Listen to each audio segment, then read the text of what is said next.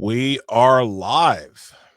Good evening, ladies, gentlemen, boys, and well, actually, we curse too much to wish for boys and girls.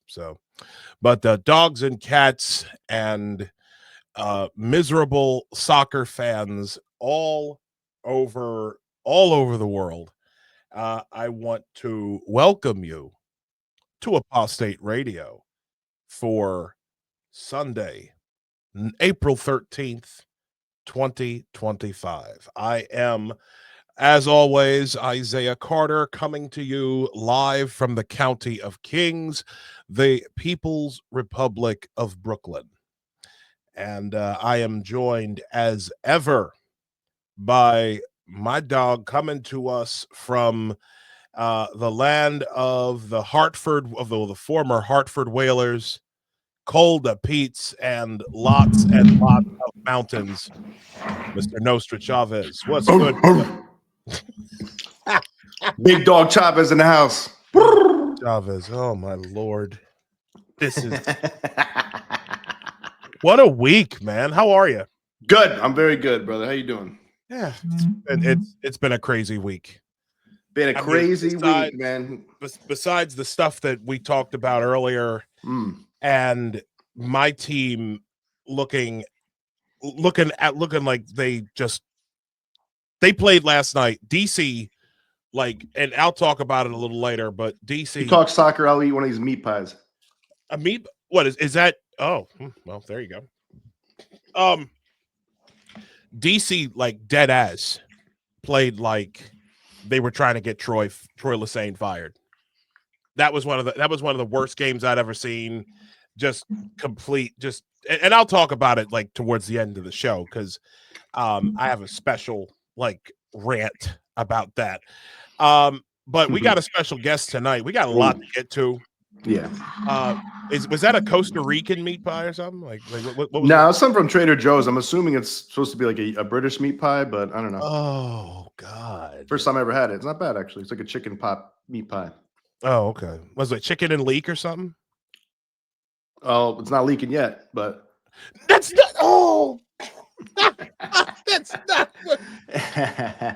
No, I don't know. I think it has peas in it, and carrots, and chicken, and some kind of gravy, some British shit. Well, because there's a British supermarket, like a real deal British supermarket in Manhattan, but it's great. It's Myers and Keswick or Keswick or however you pronounce it. And they have like steak and ale, steak and mushroom pies. They've got chicken. Yeah, really good stuff. I think it's something like that Trader Joe's made. Yeah, not bad. It wasn't bad.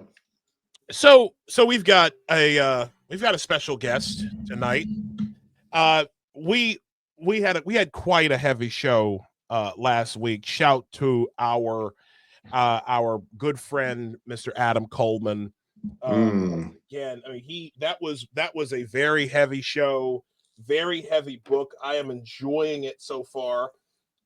Please, once again, make sure that you get this. The Children We Left Behind, on sale now. Please go to Wrong Speak. Hold on, let me just make sure I get the website correctly. Wrongspeak.net. Wrongspeak.net. So yes, please make sure buy my homeboy's book. Read that book. Read that book. Yes. That's an order. But tonight we are joined by a comedian coming to us from the West Coast. I believe he's I think he's out of Los Angeles, if I'm not mistaken. Comedian extraordinaire. For some odd reason, people just keep thinking he's Jewish, but with a last name like his, he might actually be Sicilian, but we don't know for sure. Ladies and gentlemen, that's speculation. Yeah, ladies and gentlemen, comedian and I would say a real time with Bill Maher enjoyer. Me too, Mr. Eric Abbenante. Was good. Oh, thank you so much, gentlemen. Chavez, it's great for you to join us, by the way. Yeah. Well, pop it in for your own show. Glad you're on time. Well, You know, a wizard shows up exactly when he intends to. He's never late. He's never early. No, real honor to be on, especially following Adam Coleman. That was just an amazing episode. Definitely, people go check that out because that was something. How am I going to top it? We'll find out. We'll find out. You got a lot of pressure, Eric. You got a lot of pressure. Yeah. You also got to, since I think you're the second comedian on the podcast, you're gonna have to beat Edgar the Muppet, or Puppet. Oh God, I've had to compete against a potato before in this context, so we'll see if I'm better. Wait. A potato? How'd that happen? No, I joked with my friend that she had on a potato as a comedian before she had on me. So that was. Don't underestimate potatoes. Yeah, the potato is funny though. You gotta if the potato has chops, that potato's hard to follow. Just like Adam Coleman. If he has enough chops, will become a bag of potato chips. Yeah, actually reminds me of an old video that I remember. Do you remember the rapper the late Sean Price? Yeah, I don't know his stuff that well, but I know that name. Who was he with? Who was his crew? Sean Price, if he had one, was with Boot Camp. Well, he was with like Duck Down Records. Boot Camp he rapped with Boot Camp Click, but years ago he went to Pawn Stars. Remember the old show Pawn Stars? Yes. He went on Pawn Stars. Oh boy. And literally tried to sell a potato to Chumley and the two hosts of the show. It was fucking Chumley. Chumley probably ate it. You know what he probably did? He probably did. Oh my God. My potato expert. I'm not sure how much this is worth. I need to call in an expert here. Yeah. That was how the whole bit worked. That was how the whole entire bit worked. So calling in the top guy from the Lay's potato chip factory. Yeah. I gotta call my guy from Idaho. Right. My Yukon Gold with if you really wanted to, could you imagine if Glenn Beck went to do it you know how they're always selling gold? Yes, right. They've been doing it for a long time. Yeah. Just imagine if we were selling Yukon Gold potatoes. Could you imagine? The value hasn't dropped. It's investment, folks. Yes. Before we really get into things, again, just want to thank you all for coming on to the show. Those of you, thank you for watching, listening, however you prefer to consume our product. You can follow us on X at Isaiah L. Carter or at Nostra Chavez. Our show's X handle is Apostate Radio. There you go. And of course, if you feel so inclined, you can support the show at buymeacoffee.com/apostate radio. We are doing very, very big things. We are trying to do as much as possible. I was telling everybody last week, Eric, that I don't know if you need to know this, but I wear underwear with holes in them, and I wear socks with holes in them. Keep going. Yeah, so I have shoes with holes in them. I need to upgrade my wardrobe. So people need to buy me a coffee at Apostate Radio, me and my brother, Isaiah L. Carter. And by the way, that was mentioned on the last episode. Are you going to mention that every episode? I think so. I think it's if it works, it works. Right. If it works, it works, man. Hey, man. Listen, I want to. Well, but I really want to. We really want to shout out a gentleman by the name. He goes by EDM Techno Rave. Yeah. On music creator.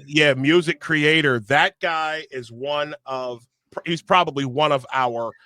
I shouldn't say one of our. He is our most supportive viewer, and putting food on my kid's table right now. Yes, we are very grateful for him. So let's get to it, man. Yeah. A lot to talk about. Since I'm doing my best Adam Coleman impersonation, because Adam Coleman is the Black Tim Pool. Okay. Yes, he's the Black Tim Pool. Yes, so You could call him the Blackpool. the Blackpool. Yes, Blackpool. There you go. It's an English. Eric, who are you? What do you do? well, first of all, you referenced, is he Sicilian? Is he Jewish? You don't need to check my early life section. I'm both. Okay. No way. I can see it. And Sicilian. Okay. Yeah. Interesting. Yeah. But yeah, I'm a stand-up comedian. Started in LA after the pandemic. We they wouldn't let us in the building, so we moved out here to Dallas, Texas, beautiful Dallas, where freedom lies. Dallas, all right. Yeah, no, it's a beautiful state. They treat you like adults out here. Unfortunately, too many people are moving in, but it is a wonderful state. So no, I when I moved out here, as a response to the pandemic and all the censorship, me and my wife, you can find her at LilaHart.com and love Lila Hart. She is touring she's a comedian as well, and by the end of this year, she will have done all 50 states in this nation performed in. So, nice. Pretty quite a thing to do. Pretty proud of her for that. But so we released American History of Voter Fraud right behind me. It's our debut documentary, and it became a cult classic. It really is. It is the first and still only to this day history of documented voter fraud or rigged elections in this nation's history. And we basically, we go through three elections. Probably the most interesting one would be, and then all the ones in between. But 1960 is probably the most interesting one for your audience until the 2020 election, obviously. But 1960 LBJ, and JFK versus Nixon. That is a lot of people don't know what that election was like. First of all, they stopped the counting in the middle of the night. 2020. We show you footage from 1960 in that day. Probably the thing I'm most proud of in this film, and there's a lot of things in this film that I'm really proud of, but we show you footage of January 6, 1961. That scared the shit out of me. I've trauma from that. Voter fraud will get you sneezing, but so we actually go through January 6, 1961, and we show you JFK offering an alternate slate of electors and Nixon accepting them. And so kind of the one of the big messages of the film is that actually the people on January 6th were either instigated, infiltrated, or duped, however you want to put it. On the recent January 6th. 2021. January 6, 2021, they were unfortunately duped into interrupting the process of actually what you would do to review the voter fraud. January 6th is meant to be that day. And unfortunately, and that is because of the election that we go over in the 1860s that allowed the Electoral Count Act. And wait a second. Hold on. Not to cut you off, but I just want to make sure that I'm following this correctly. Are you saying that January 6th, that riot outside, was actually meant to be the distraction to eliminate looking through the actual voter fraud? Yes, that is the accusation. Essentially, is that violence was instigated allegedly by intelligence agencies to interrupt the presenting of the evidence that is customary on January 6th. Who was going to present that evidence, though, Eric? So they had like 6 states, right? It was going to be, you had various people. I think Ted Cruz was one of the 6 people. You might be right about that. I think I heard about that. Recall. Yeah. It was going to be like 6 states, 12 hours. It was going to be boring, but it was going to be an excellent civics lesson for the whole country. And honestly, the evidence is either accepted or rejected, just like with Hawaii in January 6, 1961. They presented the evidence. That was Hawaii's first American election. They had errors that were confirmed. The governor in that situation, the governor of Hawaii, even though they acknowledged that they had errors, that was Chief Kalaloalahu. Yeah, exactly. It was the Hawaiian punch symbol. Yeah, that was the governor at the time. Punchy. And Antlers and everything. Yeah, exactly. Red antlers. Yeah, and so Wow. you got to mix in some fun with the history. Anyway, so in their first election, they acknowledged that we have errors, but the governor doesn't have the authority to change those. The only person that can do this is the Congress on January 6th, the following year.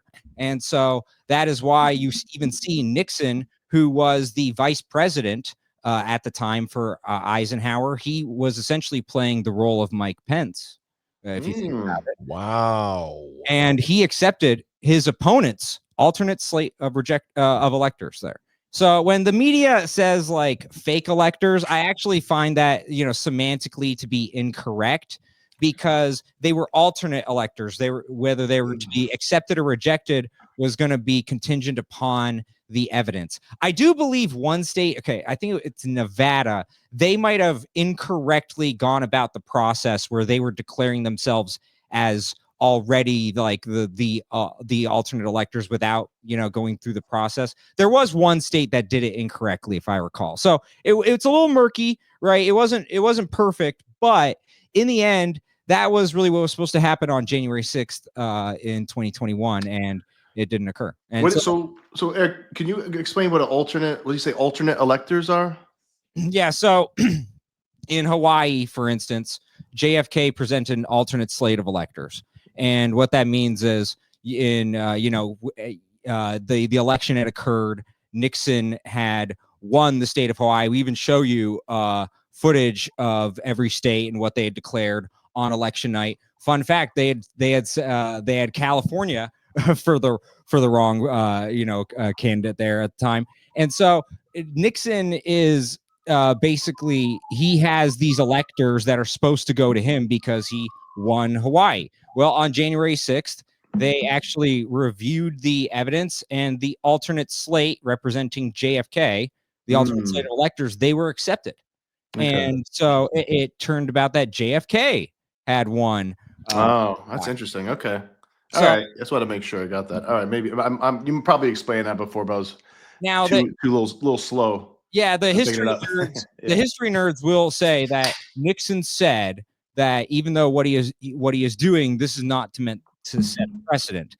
But let's be honest, when you do something, that sets a precedent. Yes, exactly. So it's kind of easy for him to say that. It's a cop-out. And when I hear that, I find it a funny argument because it doesn't really hold water.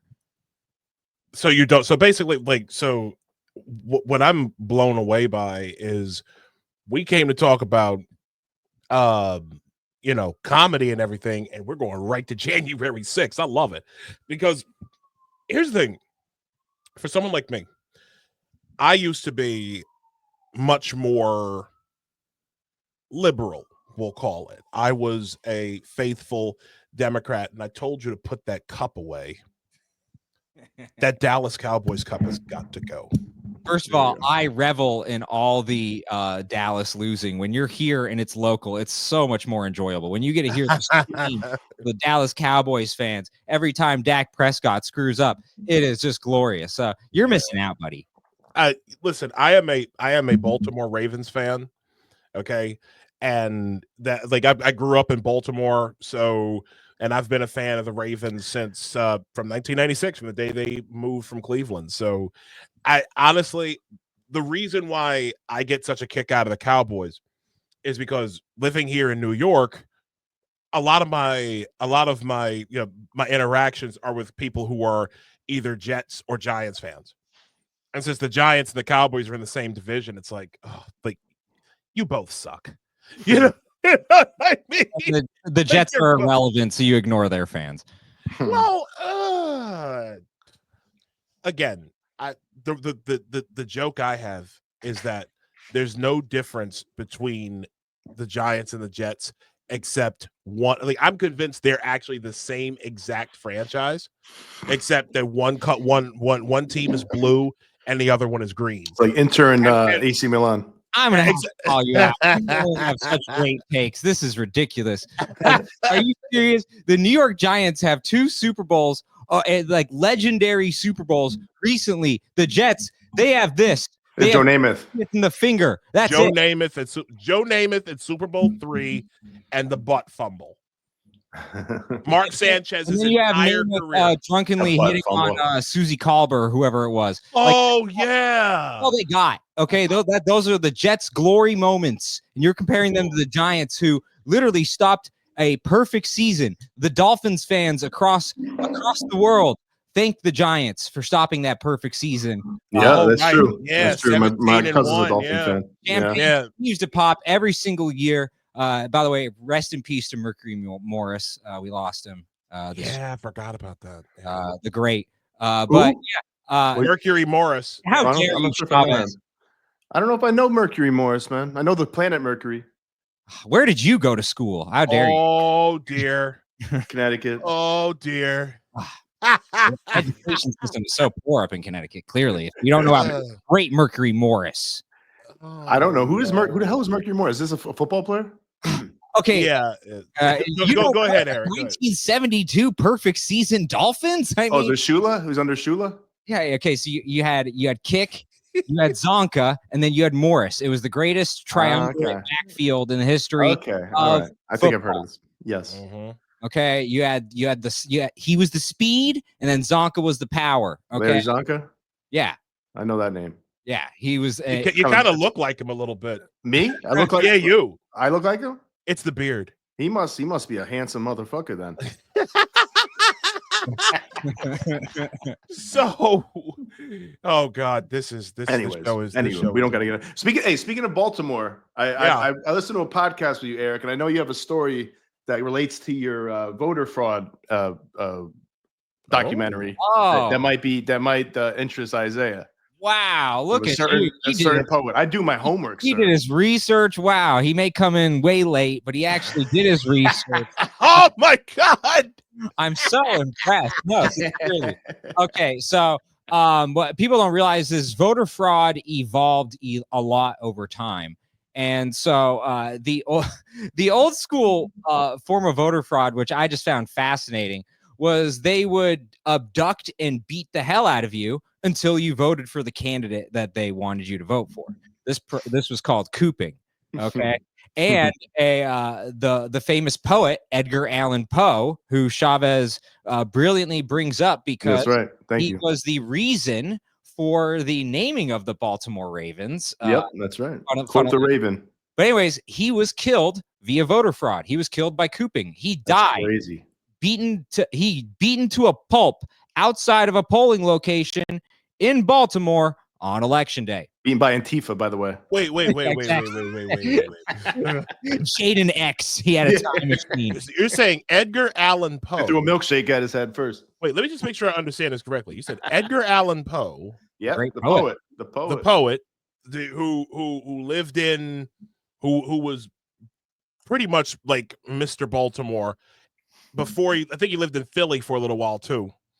You're saying maybe you read that by me again? He was actually found beaten to death outside of a polling location on election day. That is how. Oh my God! And that process is called cooping, but he's the most famous victim of cooping. Holy shit! And then eventually they're like, that's a lot of calories to burn to get one vote. We're gonna streamline this process.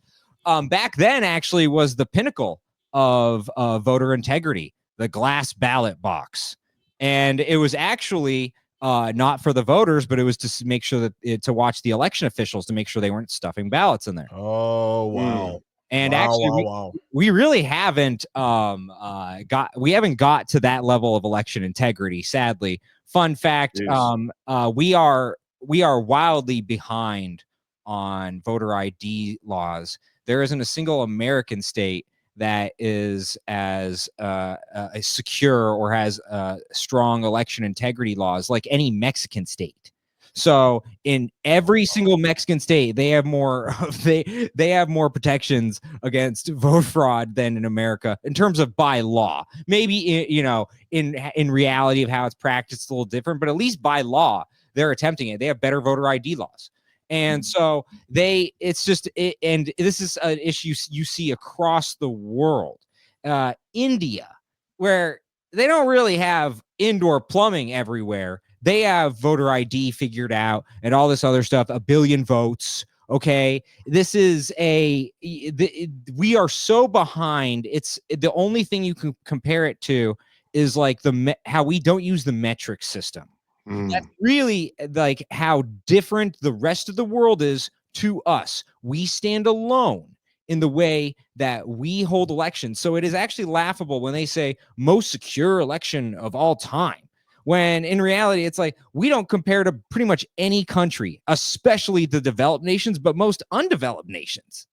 That's not good. Insane. I was going to say something. Oh, so when did Edgar Allan Poe get killed? Like, what year was that around, if you remember? Like, I don't have or decade. I don't, but that was for sure. 1860s-ish or something. Edgar Allan Poe in that time period, and that's around the same time period that the glass ballot box. Yeah, so he died 1849. Okay, so that's not too far away from. You ever seen Gangs of New York? Yes, and that film gets brought up to me often when they Boss Tweed. Yeah, exactly. We cover Boss Tweed, we cover Tammany Hall, and Tammany Hall. Yep. The basically the political machine that controlled elections, and Tammany Hall still exists. And yeah, it does. It's still there. What, the building, or like? Yeah, you're a Tammany Hall Tiger if you are part of that organization. Are they still? Does that organization still exist? Like, are they still kind of doing the same things or no? Well, not on the same scale. They're I'm sure they're doing it in an evolved way, like the Democrats are doing it. I'm not gonna this is now speculation, but I think it definitely got transferred over into a much more a more organized form. Now in the film, and I've actually been on. I would say so. I've been on Lindell's program. He's a fine gentleman. I completely disagree with his premise of the film, because what we go over is a long history of voting machines, in particular pre-internet, being rigged. And so what people think of voting machines being rigged and that being like an internet thing, but actually you got to realize, like, back in the day, there were basic hackings, like they would stick matchsticks in so that the lever wouldn't pull properly, right? I mean, there's various ways that they would mess around with the non-internet machines, which were introduced in 1906 or 1909, one of those two. But we've had a long history of that. And then the election officials, those are really the hinge point. They're the ones, because they operate and run the system, they're the ones most vulnerable to really allegedly commit voter fraud. But we actually have a bunch of documented cases throughout the film, including 2 election officials in Philadelphia working in concert over 30 years to rig small-time local elections together. Wow, that's crazy. That is. Who do you think? Who is doing more voter fraud now? The Democrats, Republicans, or would you say? It's a fascinating debate. It's the last 4 years or whatever. We have a really fun clip within the film where we show you how many politicians are being charged for crimes at the time. And it was interesting to note that it was like 14 Democrats, 4 Republicans. But I will say one of the most infamous and worst cases ever of voter fraud that was caught was a Republican, and that was a machine hacking situation in Florida. We cover it pretty extensively. So it's not that Republicans haven't been caught cheating as well. And in fact, another aspect to this is primaries are far more rigged than generals. People don't realize that.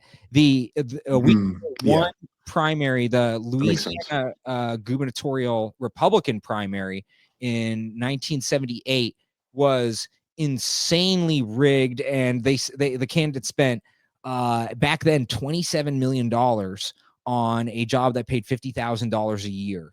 And what people realize, a lot of that money, in again, speculation, from what I've researched, this is where you need the infrastructure for like the ballot harvesting and all the other things that go into scaling up voter fraud. And so that is again, we go over specific examples in the film to prove our point, but it is a startling trend when you noticed how many election officials can determine an election by themselves. Most notably, you wouldn't have Lyndon B. Johnson as a president, vice president, or senator without rigged elections that were documented. An election official, after the statute of limitations had ran out, admitted to the fact that he alone rigged LBJ's Senate election. And that is really the only reason he became VP and then president. And so, and then when you consider the fact that LBJ rose to power in the Senate through a rigged election that was documented, and then we allege that 1960 was another a rigged election, you could say that he rose to prominence via rigged elections. It's a fascinating. It's a really fascinating. I also heard that he recently. Unbelievable. Wow. I also heard he is recently blamed for killing JFK or having somebody kill him, but I don't know if that's true. But I saw some conspiracy theory or something about that. Two main theories, essentially. Well, three. The one is the Warren Report, which Woody Allen, as a comedian, I really respect this. Less than a year after the Warren Report, his next appearance on TV made fun of it, called it fiction, got a big laugh. Very brave moment in comedy. The comedians who really cowered in the 4 years of the pandemic really should think about that. But then you have the I am in the lane of LBJ is really the focal point of that. He is the cui bono, who benefited the most. It was LBJ. And yes, obviously he didn't pull the trigger, but you have to, who is the person who is most powerful under JFK who signed off on that, allegedly? So that's the theory. And then the other theory is that Israel did it. I have doubts about that historically. And I love actually hearing all the debate about it. I don't shut it down because I think that's a very damaging way to go about it. But frankly, I've actually covered I have a long stream actually on why I don't think it was Israel, but it was LBJ. But there's a lot of really dastardly things with LBJ and Israel. So it's not completely ridiculous. It's that timing is off. Yeah, I'm definitely a proponent of the Queef Boner proposal about LBJ, but we should go into before we do anything. Yeah, I want to give people a little bit of an idea as to what type of comedy you do. You think this is going to be? You think this is have you seen this video yet, Nose? Which one are we talking about? The one that the one that he sent. The one that I sent you. Yeah, the rap battle. The roast battle, right? Yeah, the roast battle. Really quick, YouTube recently took down like almost all of my stand-up. No. I was looking for it. Yeah, that was all I had. But I have it on Twitter. It's one of my best videos. So luckily that wasn't taken down. But this is one of my. It's an old video, but it's really good. It definitely is. Yeah, you know what? I'll share it. If we, because we ain't that big yet on YouTube. We're building, but I think we'll be fine. So let me hold on. Let me just cue this up right quick. Get this together and you'll love that background. All right, here we go. So, ladies and gentlemen, this is Eric Abbenante, one of his best roast battles. I love these. These are incredible. If you haven't been to one, you should definitely check it out. But here's Eric Abbenante along with let me see the other gentleman in this, so make sure I get his name correct. David Lucas. Yes, he's pretty big with Hinchcliffe now, right? Oh yeah, he went on to massive things. Not a fat joke. He's just like, he's a real big star, and Kill Tony. Yeah, he's on Kill Tony a lot. Yeah, I mean, but he's a big comedian even on his own. Sure. And you can go check out his YouTube. I'm very happy for his success. Awesome. Yeah. Awesome. Here we go. Let's get into this. Okay. Hey, when I say we're ready, you guys gotta lose your fucking mind. Lose your fucking mind. Battle.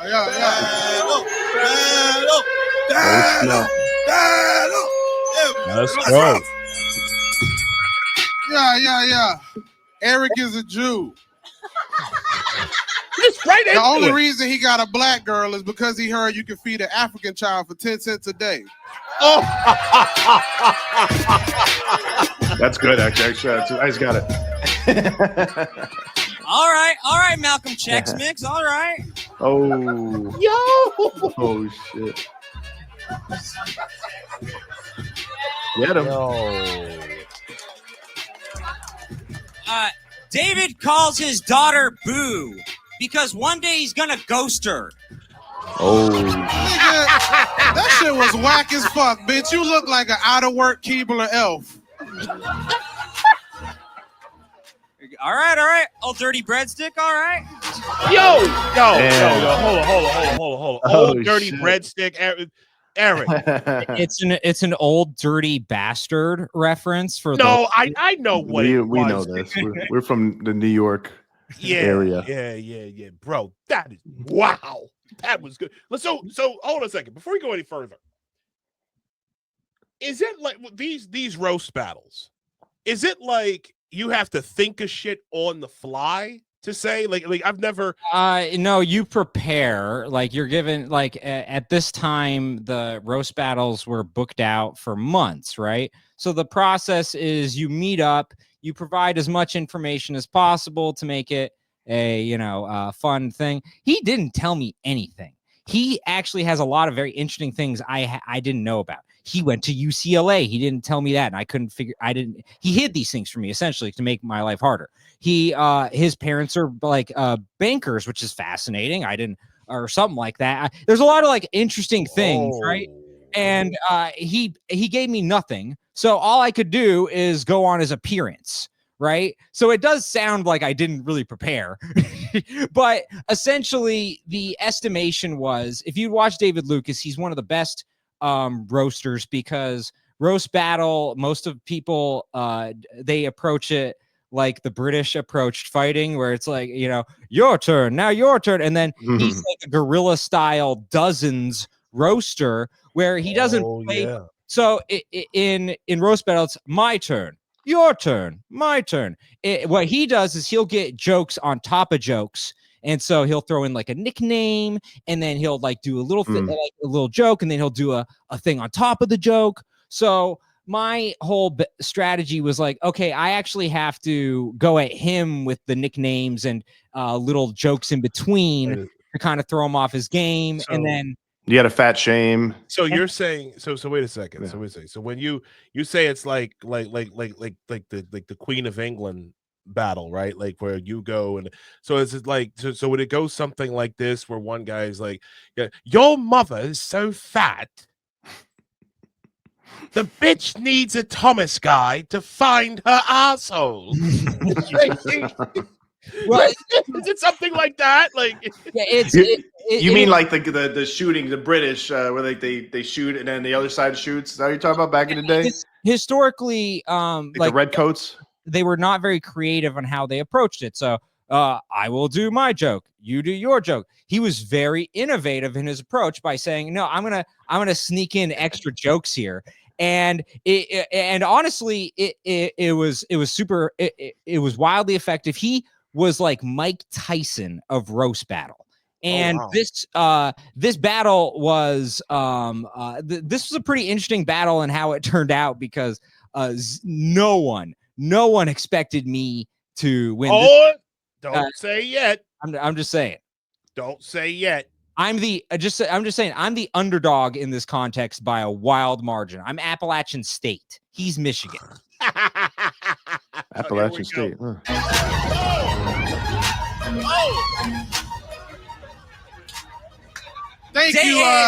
Thank you, honey. I shrunk a Jew. That's not bad. You're welcome. A tribe called Chicken Breast. Motherfucker. You look like a hipster leprechaun. You dirty than a mother. Hold up. You know, Eric, you kind of do. A hamster leprechaun? No, a hipster leprechaun. You do. Oh, I thought he said a like hamster one. leprechaun. So He said hipster. No, he said hipster. Hipster leprechaun. Yeah, okay, maybe. He is. I respected him as much as any roaster that I have ever met. I didn't get to go against like some of the biggies, but he really is as legendary as any of the roasters in there, and he translates. Like a lot of the roast battlers, like they only work in that very specific setting. You can take David Lucas anywhere. He's hilarious, and I really respect that about him. Wow. Here we go. Here's some more of it. Motherfucker. Keep going. David, looking at you, I can't tell what's been arrested more, you or your heart. Oh shit. Okay. Appreciate that, hipster Chucky. We all know Eric is the bitch of his relationship. His girl make him scream out nigga when they fuck. All these guys dancing and popping in the background. Popping and locking. American.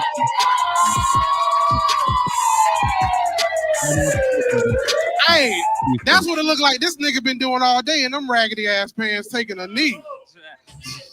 Hey, you know what David just did there? He broke the fourth wall. But usually when he does that, he goes, "Oh yeah!" This is the Kool-Aid. Oh my goodness gracious!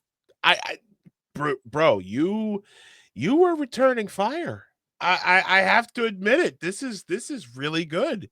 You did pretty well on your feet. Oh, there's more. Kool-Aid reference, y'all like. No.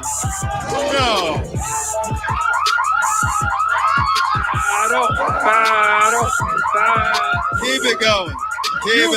David Lucas. Get the fuck out of the screen, bro. Definitely the best battle of the night. Give it up for these guys. Is that Jeffrey Ross? Wait, was that's Jeffrey Ross in the background? No, Jeff Ross, right? Yeah, he's one of the judges, and he's great. Okay. He's great on the old roast. Oh, he was awesome. He was awesome. Actually, Eric? Did you see his Netflix roast thing they did? I've seen New Year's. I haven't seen the most recent one. I've seen clips of Nikki Glazer like crushing it. No, it was. I mean, I don't know if it's the same one. It's the one where they like did a year in review. They roasted 2024. I think it was. Is basically what they called it. No, I didn't see that. And no, it was Mark Norman and I just saw him in Stanford. Who's Mark Norman's boy in this podcast? I'm blanking on his name. I'm not. But Shit. yeah, there's a lot Okay, I'll think about it. A lot of like people who were roast battlers who went on right for a lot of those roasts. So that's pretty cool how that worked out. But yeah, it was on Netflix. It was good. There's a New York version of this too, and actually they're even more well organized than the LA version. I'm trying to remember because I think a friend of mine who's also a comedian. I think she's done roast battle with Jeff Ross. If I'm not mistaken, I think she has. Tell me if you know this name, Yamaneika Saunders. I was going to say, was it Yamaneika Saunders? Yeah, it was. She was on. She was on the show. Yeah. So she was very good. Yeah. Shout to, you know what, Yamaneika Saunders. Yamaneika. I've known her since about 2017. I want to say 2018. One of the absolute funniest comedians, man or woman, that I've ever seen. Oh yeah, has me rolling, like absolutely rolling. I haven't spoken to her in a little bit, but I love her. She did. Side note, we actually play Fortnite. She has kept my Fortnite addiction going. She goes on there. So but yeah, so let's finish this up because like I'm shocked at this. You got to see this, y'all. Yes, we got to keep going, man. I mean, all right. We got to keep going. I just heard a fucking Kool-Aid joke. I don't think we can keep going. We got to, man. It's too close. This is too close? This show racist. You're right. Thank you, all nigga way. All right, you want one more? You went first. You're first this time. Overtime, let's go. David, you look like Ice Cube if he messed around and ate a triple-double. Today's a good day.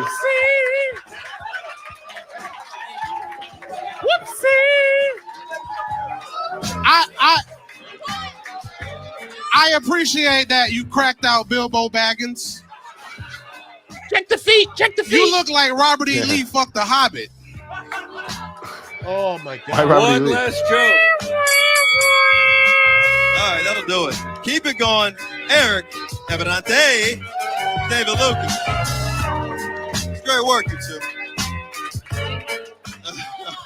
Coach T. All right, it's a perfect quick. example of, David, you had it. You fucking were killing it. It doesn't matter who wins or loses. It matters that you both killed. So you got to leave the audience wanting more. Calling for your own overtime is ridiculous. But that having been said, I still think both of you are fucking hilarious. You had good chemistry. Like your timing back and forth with the quick jokes was so funny to watch. So very Shout to entertaining. Jeff Ross. David Shout to and Jeff Ross. what's his face? I clearly made an impression on Jeff. What's his face? Firestar, who we liking this one? Gotta love that. You guys were that was fun. That was fun to watch. That was very clever, and y'all make me feel stupid, but y'all were good. Jessime Peluso. What'd you say? That's Jessime Peluso. I'm trying to remember all the people on the panel. Okay. All right. She's been on. I'm gonna say, what's your name again? Dave. David. Yeah. Oh Sorry, shit. Jew. Oh no. Yeah, I mean, that was so fucking good. Jew I mean, you come out face. and just call him a Jew, which love the simplicity of that, and then Hell yeah. Wow. and then you with the Kool-Aid joke. It was so good, but you said I look like teacher porn, so I have to go with you because you gave me a Damn. compliment. Teacher porn gets it. I thought that was Great. Wow. Teacher porn, bro.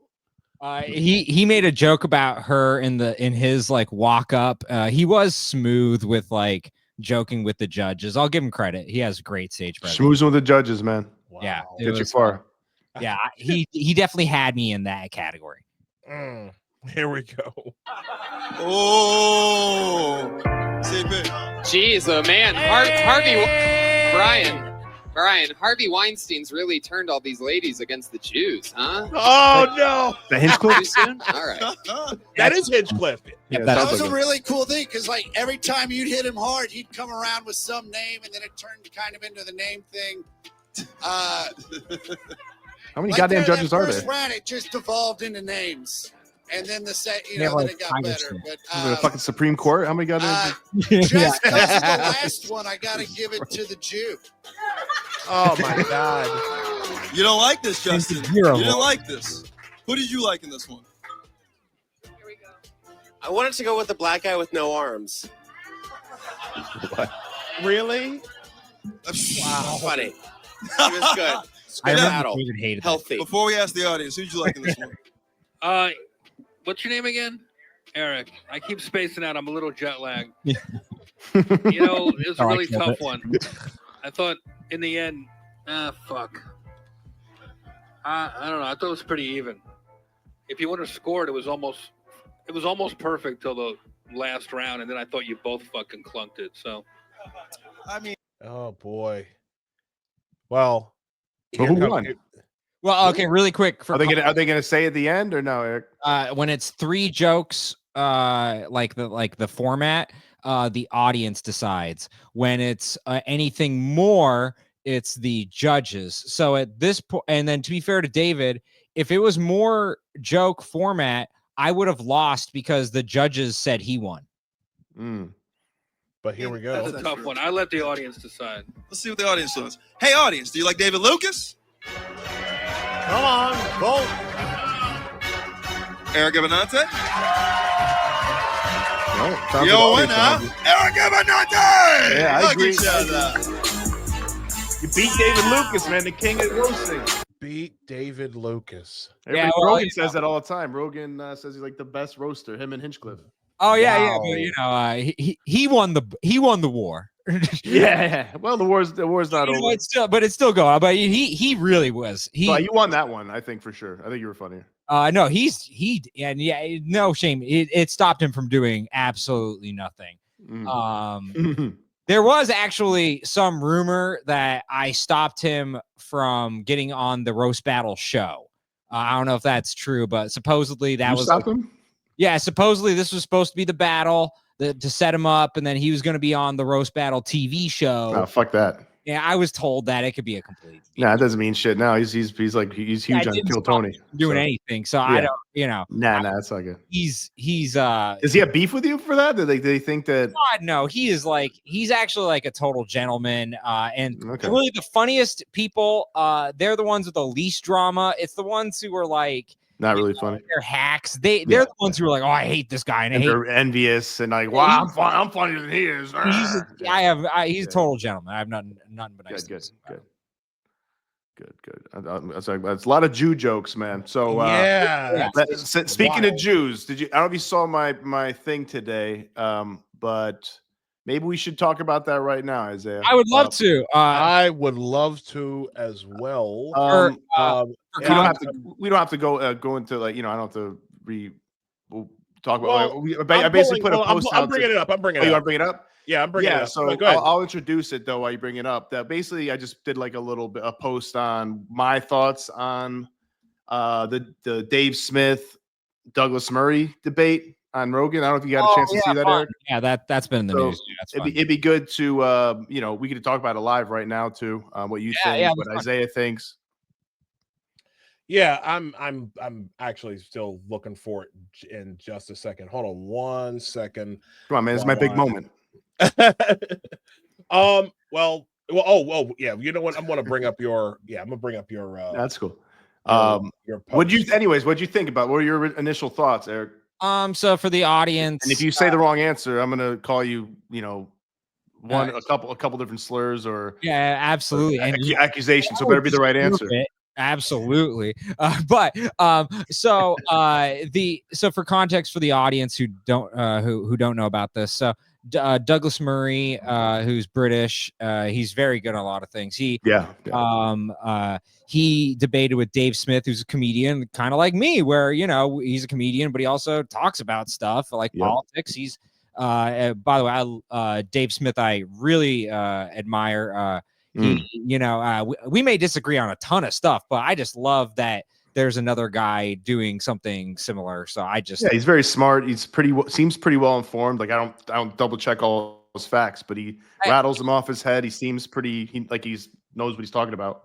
I'm one of those people too. I don't need to disagree with you to really enjoy your work. But anyway, so Douglas Murray and Dave Smith were debating about essentially Israel, right?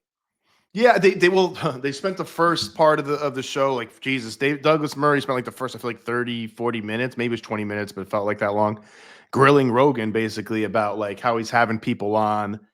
And essentially saying you cannot argue about something unless you have this, you have the credentials, you have expertise. It is the credentialism argument. And, right. Appeal to authority, all that. Yeah, and gatekeeper. We have American History of Voter Fraud. We have World Death Organization, which is a history of eugenics, and it goes into World War II a lot. And then we have Trial of Anthony Fauci. And long story short, we are doing a version of looking through history and trying to retell it, saying, hey, these are portions of history that you overlooked, or history was written by the winners and it was, glossed over. And so I love anyone discussing history and debating it. And so I was a little disappointed with Douglas Murray shutting down the debate when by using this ad hominem thing of you are not an expert, therefore your opinions are invalid, because in the end all these things, like, I'm Jewish, but I talk to all the anti-Semites who don't think the Holocaust happened. And actually, you actually are bridging a lot more, a bigger gap. Like, hey, you're human, I'm a human. We may disagree about that, but at least you've had one positive experience with a Jew. Right. Yeah. That'll actually help you. And so even if I completely disagree, obviously, on that topic, I still don't mind talking to those people. And so that's where I just think Douglas Murray's approach is wrong. Of like, I do. I agree. I stand by, still looking for it. Sorry. even if I was I'll send you a 100% message. agreeing with Douglas Murray, in the end, I still think he on that topic, I would still say he's wrong for shutting it down, because that's not the way you win a debate or go through a debate. And that was really my issue. Yeah, I agree. I agree. It's look, Joe Rogan, he's kind of like grilling Rogan, and Rogan was getting a little annoyed, but he was, he was letting him give his piece, but he's like kind of saying like, you shouldn't, because you have this huge platform, you shouldn't have people on who aren't legit historians, right? And and I get where he's coming from, because some people take information that he thinks is wrong, or characterizations or that people maybe cleverly put together, and then they run with it, and they start to hate the West, or they hate Jews, or they hate Churchill, or whatever it was, right? It's kind of some of the things he was talking about. Or they say they're the real villain, and the Nazis were maybe the real heroes, or whatever. And I get where he's coming from, and there is a danger of that sometimes. But look, Rogan has always said, this is a show about me talking to people I'm interested in. So, that's it. So listen or don't. This is it. I never claimed to be a goddamn journalist. I never claimed to be a fact checker. Never claimed to be a historian. I'm talking to people who are interesting. So, this is it. And I guess what? I have the biggest platform on earth. So doing something right. So it's kind of like he didn't promise anything else. And then on top of that, it's like, what's the other alternative? It's like, so we just have to trust the experts. Don't we know how that went? Right? Don't we know how? Exactly. So it's like the experts are, a lot of times they're woke and they believe crazy shit, even though they have the most PhDs and they're the most respected and they teach at Harvard and Yale and Stanford, but they're nuts because they can't tell you what a woman is, right? Or they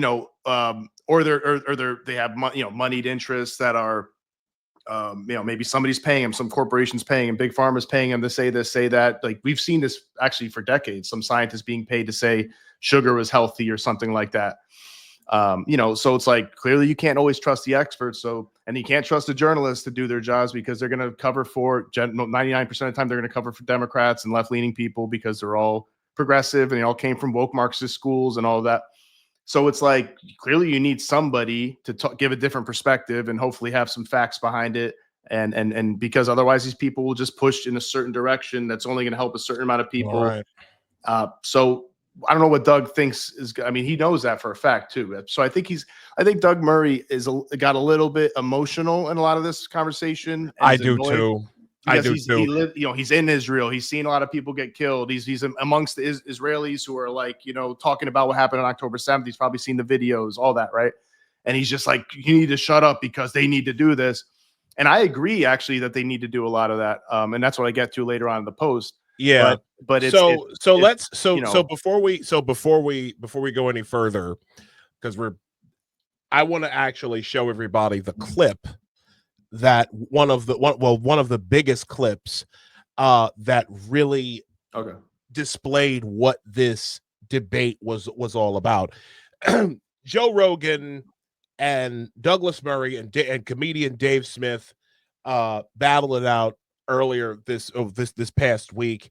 It was very brutal. It was brutal in certain places. It's obviously a very sensitive topic, what's been going on in Israel and with the whole Israel and Palestine thing. It seems like that's a generational thing where once every generation something big will happen and the entire passions of East and West get inflamed, it seems. But this is in this particular clip, we see we see a lot of the differences that we've been fighting, a lot of what you guys were talking about before, where expertise versus versus layman's interests. Okay, so here's the first clip of Douglas Murray going after Dave Smith. I think it's insightful to say the least. So here we go. I've been plenty with no debt. Don't know why the audio is so bad, but let's all right, here we go. Deficit of goods coming in. I've been plenty of times. There is no deficit? No, there are no plenty goods were kept out. There are plenty. How many? Have you been to the crossing points? No. When were you last there at all? I've never been. You've never been? Well, am I not allowed to talk about it now? I've never been to. Have you ever been to Nazi Germany? Are you allowed to have feelings about them? You can't time travel. You're right. You can travel. Okay, but so what? So what's the point? Like, no, okay. I find that lots of people have been there and agree with me, and lots of people have been there and agree with you. Yeah, but so if I don't you're know going to what spend a year and a half talking about a place, you should at least do the courtesy of visiting it. All right. I just think this is a non-argument. You don't but think? Okay. No, I think it's a non-argument. But if you're next, Well, you have to go and touch the ground. No, I think you have to see. I think it's a good idea to see stuff, particularly if you spend a career talking about something. Yes, I have a journalistic rule of trying never to talk about a country even in passing unless I've at least been there. Yeah, they're not journalists, by the way. It's sort of normal. Yeah. It's a normal thing to do. You're talking about. Hang on, you're talking about crossing points, and not only have you never been to a crossing point in either Egypt or in Israel, but you've never even been to the region. Okay. Again, I think this is a non-argument. I don't understand. No, it's not a non-argument. Yeah, it is. It's not a non-argument. If you're insisting that you're an expert of some kind, or not claiming you're an expert, but still talking about it, about the provisions going into Gaza or not, if you've never seen any of this going on. So you're not That's allowed to amazing speak about things that you've read about. You can only speak about things that you've seen with your own eyes. You can talk about what you want, as you're proving. But that is a different matter from spending an awfully long amount of time talking about an issue in a region you haven't even had the courtesy to visit, whilst developing all of these views about it. I mean, now I slightly get an idea of where you're coming from. You've read about this blockade, and so you imagine that that's what it is. I imagine you've read all the people who say that Gaza was a concentration camp, and you probably think that too. Am I right? I mean, again, it literally a concentration camp. It shares a lot of similarities, I would think. Wow. Well, as I say, you can't time travel Let's go back to the back to the Nazi block. era. Okay. Yeah. So well, this is a tough one for me, because here's how I see it. Just before we get into Nose's like exquisite piece on this. Douglas Murray is is one of the most talented and one of the most insightful journalists that we have left. Okay. Yeah, 100. I love Douglas Murray. We're He's talking about very brave too. Yeah, very extremely smart. brave. This guy's been ahead of the curve. Yeah, we're talking about 20 years of experience, embedded in several wars. We're talking about a guy who is laser focused. Like he's in the shit, basically. Okay, just to use the term, he's in it. He sees it. He's right there. Dave Smith, on the other hand, comedian, layman's, and again, there's nothing wrong with that. Layman's a lay understanding of the topic. Okay, gets his views from wherever. Okay, and he approaches it having never been to the region, never been to Israel, wherever. On the one hand, I get it. Okay. Blue collar versus white collar. It's that blue collar versus white collar, managerial versus like the guy who does the nuts and bolts work. I get that kind of setup. All right. So on the one sense, I get where Dave is coming from. And one person on X, Democracy, he said, I like Murray, but is coming across as a snob, and his book is excellent. That's probably this is probably one of those cases. I think Nose, you alluded to this. This is more of a case of where it's not necessarily what you say, but it's how you present it. It's how it's said. It's both. It's both in this case, I think, as well, because he's just saying stuff like that. Like, I get what he's saying. Yeah, it'd be better if anybody who wants to talk about it is there to see it for themselves. But even if you're there to see it for yourselves, doesn't mean you're going to see everything, right? That's one thing too. And by the way, I should give a disclaimer. I'm actually on Doug's side of this argument. Same. Yeah, but I do think in this debate, I don't think Doug Murray looked so great because he was kind of doing a lot of appeal, like different logical fallacies, like appeal to authority and straw manning, quite a bit of straw manning, quite a bit of semantics, and kind of trying to exhaust Dave, which I talked about. But but I don't think so there's a little bit of both. There's how you say it, how you come across, which obviously he didn't come across great for a lot of people, but also some of the things he was saying was just not really good reasoning, I think, even though in the end, I think he did have some good reasoning in some parts for sure. A lot of it is, it seems to be an inversion of all of the stuff that we've dealt with over the last 4 years. Okay. Where leftists were the ones who were the snobs who didn't know, who came off condescending, nasty, rude, deplatforming. And that was the other big thing about this whole debate, which we'll talk about a little bit more, where Murray was kind of chiding Joe Rogan in the beginning about having guys like Dave Smith who are I guess very much anti-Israel. I guess that's a polite way of putting it. He's Jewish too, by the way. And I think he's just really bleeding hard about it, which, he brings up a great point that, like, there's a lot of Palestinians getting killed. Some of them are women and children, but and that's obviously a big moral dilemma, right? And that's not great. Those kids are dying and women and children are dying and innocent men and stuff. So he's totally right about that. But I still think at the end of the day, it's something Israel needs to do because, these people launch missiles at them all the time and they pull off the attack. And it's like the Hamas is responsible for it because they're the ones like hiding in hospitals. And I do appreciate the anti-Israel position as long as it's isolationist, like Thomas Massey, for instance, by saying, like, why are we giving the money to Israel? Why are they our good questions? Why is AIPAC not a foreign agent? Those are all very fair questions. Those are not anti-Semitic questions to ask. And so I totally hear that side of the argument, but then I point to the other side where, you hear the Nick Fuenteses of the world talk about the Greater Israel plan. And I would retort by saying, well, actually, the Muslim world took over half of Africa. So when you talk about the Greater Israel versus Greater Islam, there actually could be, you could make an argument that actually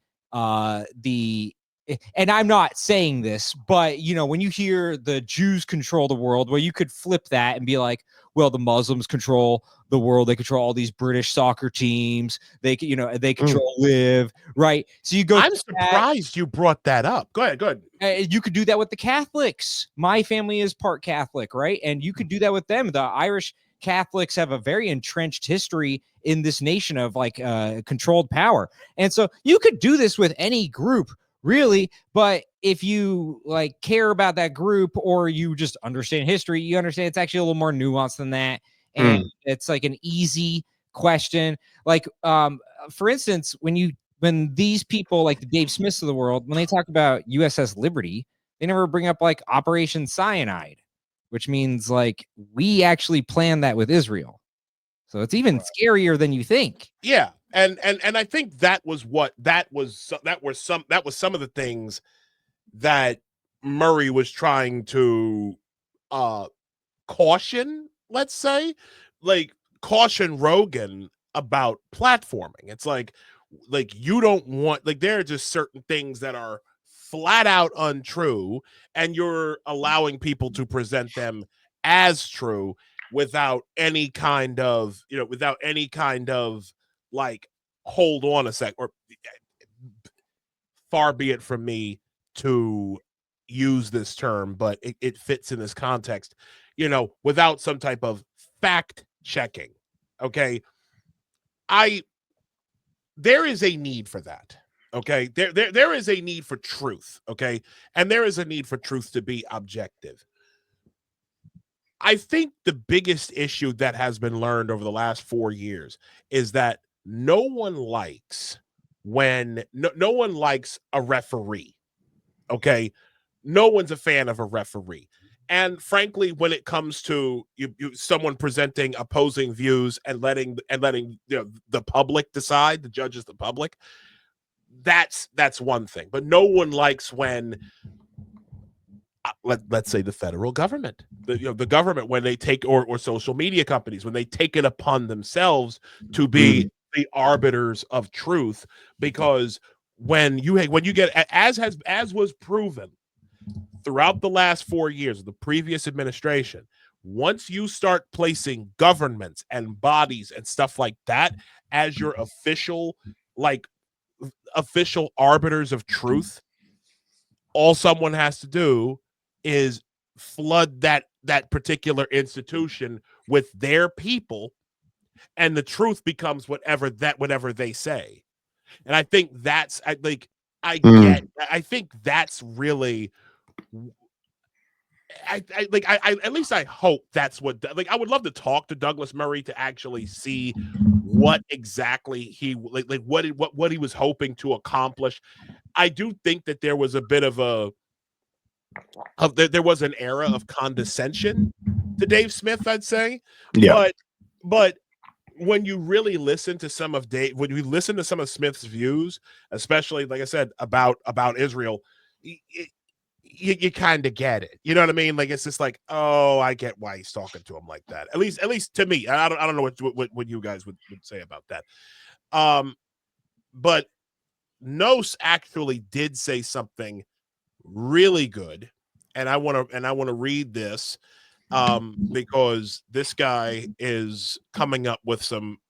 This guy comes up with some really nice takes. I would say they're spicy, but they're very nuanced. Like, people will be like, "Oh, he's got a hot take." No. This is a hot, wholesome take that you would get from a diner. Okay, it won't mess up your stomach. Like a churro fresh out the grease, right? Churro fresh out the grease. Yeah. So he wrote this earlier today. My boy Nos here. Follow at Nostra Chavez. My Douglas Murray versus Dave Smith review. Who looked better? Smith. Whose position is more right on Israel versus Palestine? Murray. Why? Murray looked worse because he started with this elitist, seemingly anti-free speech point of view that unless you're an expert, you shouldn't talk in front of large audiences. This is obviously wrong because, one, as we talked about, the experts are too often wrong, warped by woke or other ideology, and or corrupted by moneyed interests or other corrupting incentives. So sometimes we need non-experts, including honest commentators, to be able to tell the truth when the experts won't, and to counterbalance the clear corruption and ideological bias of the legacy media. 2, in a free country, people should be able to talk about what they want to whoever they want, and people can listen or not if they want. I think Doug Murray's more European, friendlier disposition towards censorship, as well as his deep emotional connection to Israel's cause, has led him to this illiberal point of view. Furthermore, Murray also did engage in a lot of logical fallacies. For example, appeals to authority, straw manning, as well as some evasion and seemingly wanting to exhaust Dave Smith with these straw manning detours and semantic games. That said, Murray is a very brilliant man, a very brave and important thinker. He did make some good points, and I think overall he's right on Israel. Why Murray is right on Israel? While Dave Smith is right that killing of women and children is a very bad thing, almost all of the responsibility for their deaths and suffering fall on Hamas.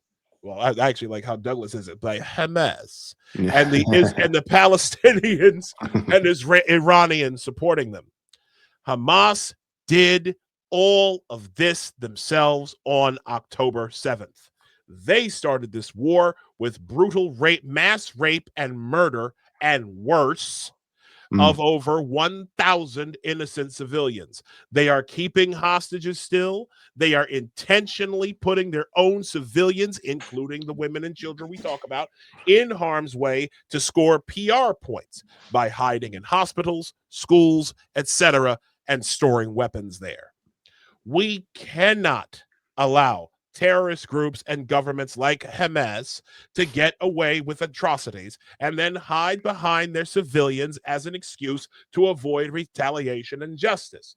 Therefore, Hamas and the Palestinians, who put their own people at harm all along the way and continue to, are committed, I repeat again, committed to the death and exile of all Jews in Israel. Well, really, it's wider than that. Deserve almost all of the responsibility for this onslaught on their people.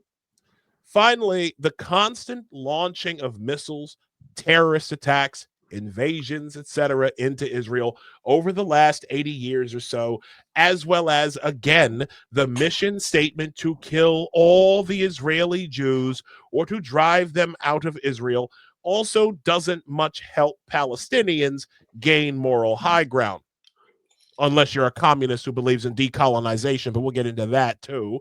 I think this is a clear case of FAFO. For the audience who doesn't know what that is by now, fuck around and find out. And the men of Hamas and Palestine not fulfilling their primary duty as men to protect their women and children.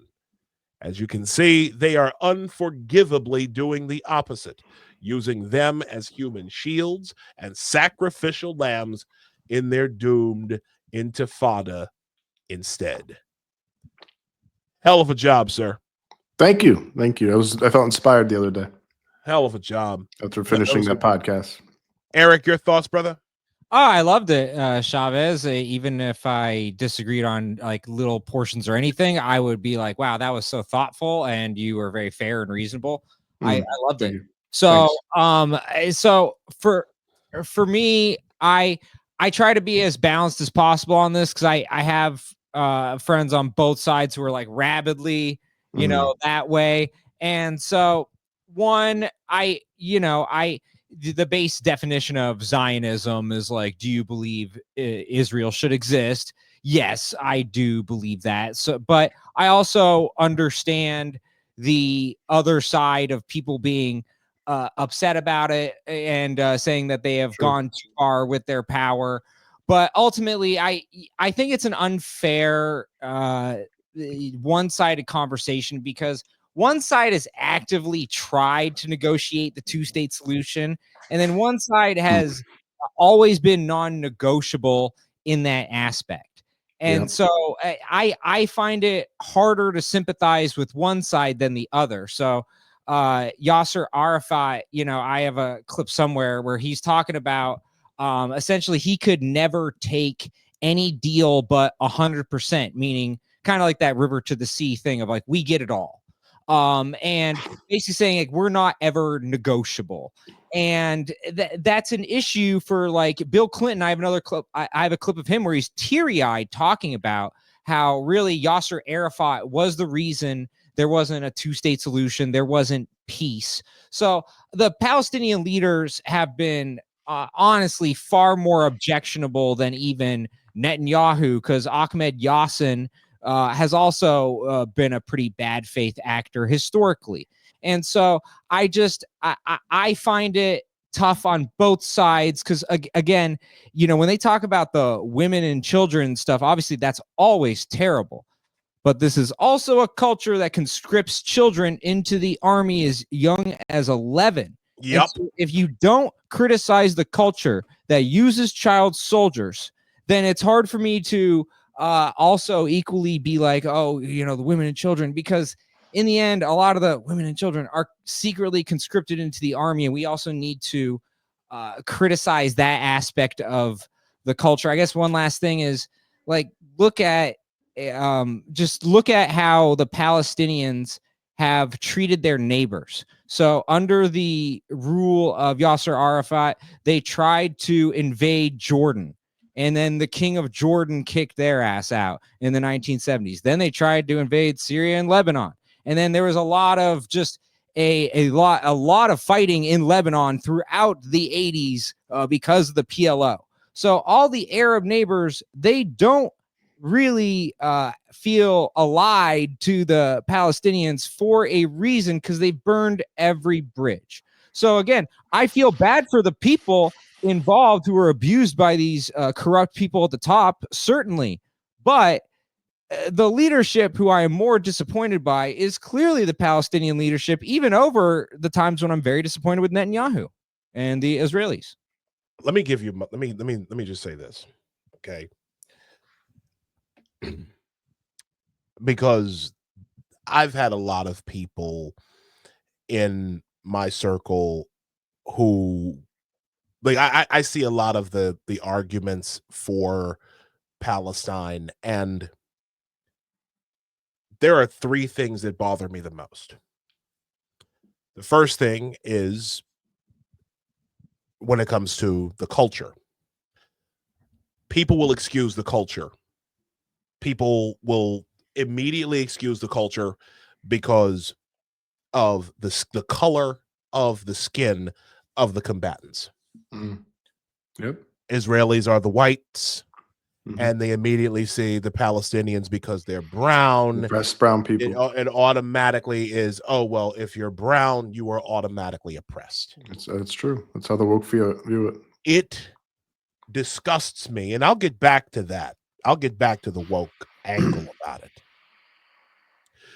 But when you think about it, again, you've got these people who look at it purely from a skin color perspective and completely ignore the fact that on October 7th of 2023, Hamas went in and slaughtered over 1,000 young men and women at that concert and took out another near 500 people in the little villages in the south of Israel surrounding where the concert took place.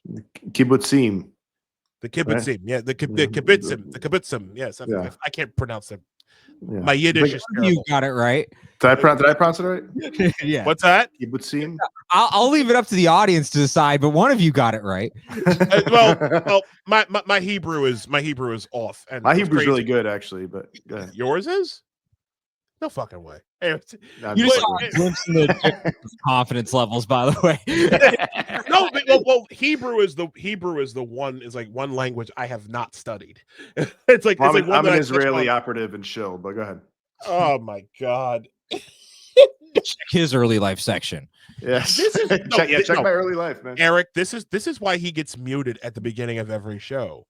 because he'll do some wacky shit, like start singing when the 30-second intro comes on. This guy can't be trusted. I wish I came early today so you could have heard my beautiful voice. Oh my God. Fighting like a married couple. Radio. Yeah, the show is off the rails. We've been I love this guy. So we're talking. I love you too, Chad. Thank you. Knows. Anyways, so the love is there. You've got love is there, still there. So we're talking about all these years. So we're talking about nearly 1,500 people who had their lives either turned upside down or were ended completely in some of the most brutal, barbaric ways. I know people who have gone to watch the video that was taken by the Israeli army, okay, and it was so, like, everybody came out of that video. The ones that I know, they came out of it like emotionally and mentally scarred because they did things. Hamas did things to these people that would be considered unspeakable even to this day. Okay, So I'm already, because these people slaughtered innocents, they shed innocent blood. I'm already at that point, like, if you want to say I'm pro-Israel, I'm already pro-Israel at that point. You went in and killed people who were minding their own business. But you didn't stop there. No. The Western leftists and weak ass liberals thought that, if I have to make a stand. I'm going to stand not only with the brown people, but then I'm going to also stand with the Muslims. The leftists, the flat out communists, decided we're going to go the full decolonial route, the decolonization route, because communists can't help themselves. Okay, communists are always going to side with whatever advances their revolution. The issue is never the issue. The issue is always the revolution, which is how you had Black Lives Matter chapters celebrating like glory to the decolonizers. You had these wacky teachers who were saying decolonize your mind, decolonize your perceptions, and just decolonize everything. Like, these are some of the most despicable people. All of the Western left decided we are going to go all in for Palestine right then and there. That became the cause celeb. Again, doing what Douglas Murray was actually cautioning against. People who have never been to Palestine, know absolutely nothing about the culture, know nothing about the people, know nothing about the barbarism, the historical barbarism that the PLO and Hamas always, absolutely nothing. But yet every single college kid, every single affluent white female leftist on college campuses decided this was going to be their cause celeb. So that's where you see all the cafes on college campuses. And now here's where I'm really going to get into. And it's all because, by the way, it's real quick. It's all because they believe, and they've been taught in Columbia and all these different Ivy League schools, white people bad, brown people good. White people bad, brown people good. Bad, Jews and white. That is the extent of the argument. Like, that's most of what's going on here. Besides, I'm sure the Palestinian students have their own reasons, and maybe some Muslim students, but the white girls and the white American, Ivy League kids, leftists, that's basically what they see. That's how bad it is. I want to share one thing real quick, Eric. One quick. I see you have something you want to say, but I want to share this real quick. Historically speaking, we have absolutely no American has any business standing for this for any reason, okay? Because a lot of people don't know, but the very existence of Palestine is because of the Soviet Union back in the 1960s and 70s. And it was, yes, I am openly saying that Gaza and Palestine, whatever you want to call it, is an openly communist or entity. Why would I say that? Because I wasn't the one who said it. Allow me to present Zuhair Hussein, who was a leader with the PLO, who gave a quote back in 1977 to a Dutch paper called Trouw. And he says, quote, "The Palestinian people does not exist. The creation of a Palestinian state is only a means for continuing our struggle against the state of Israel for our Arab unity. In reality, today, there is no difference between Jordanians, Palestinians, Syrians, and Lebanese." Pay attention to this next part, ladies and gentlemen.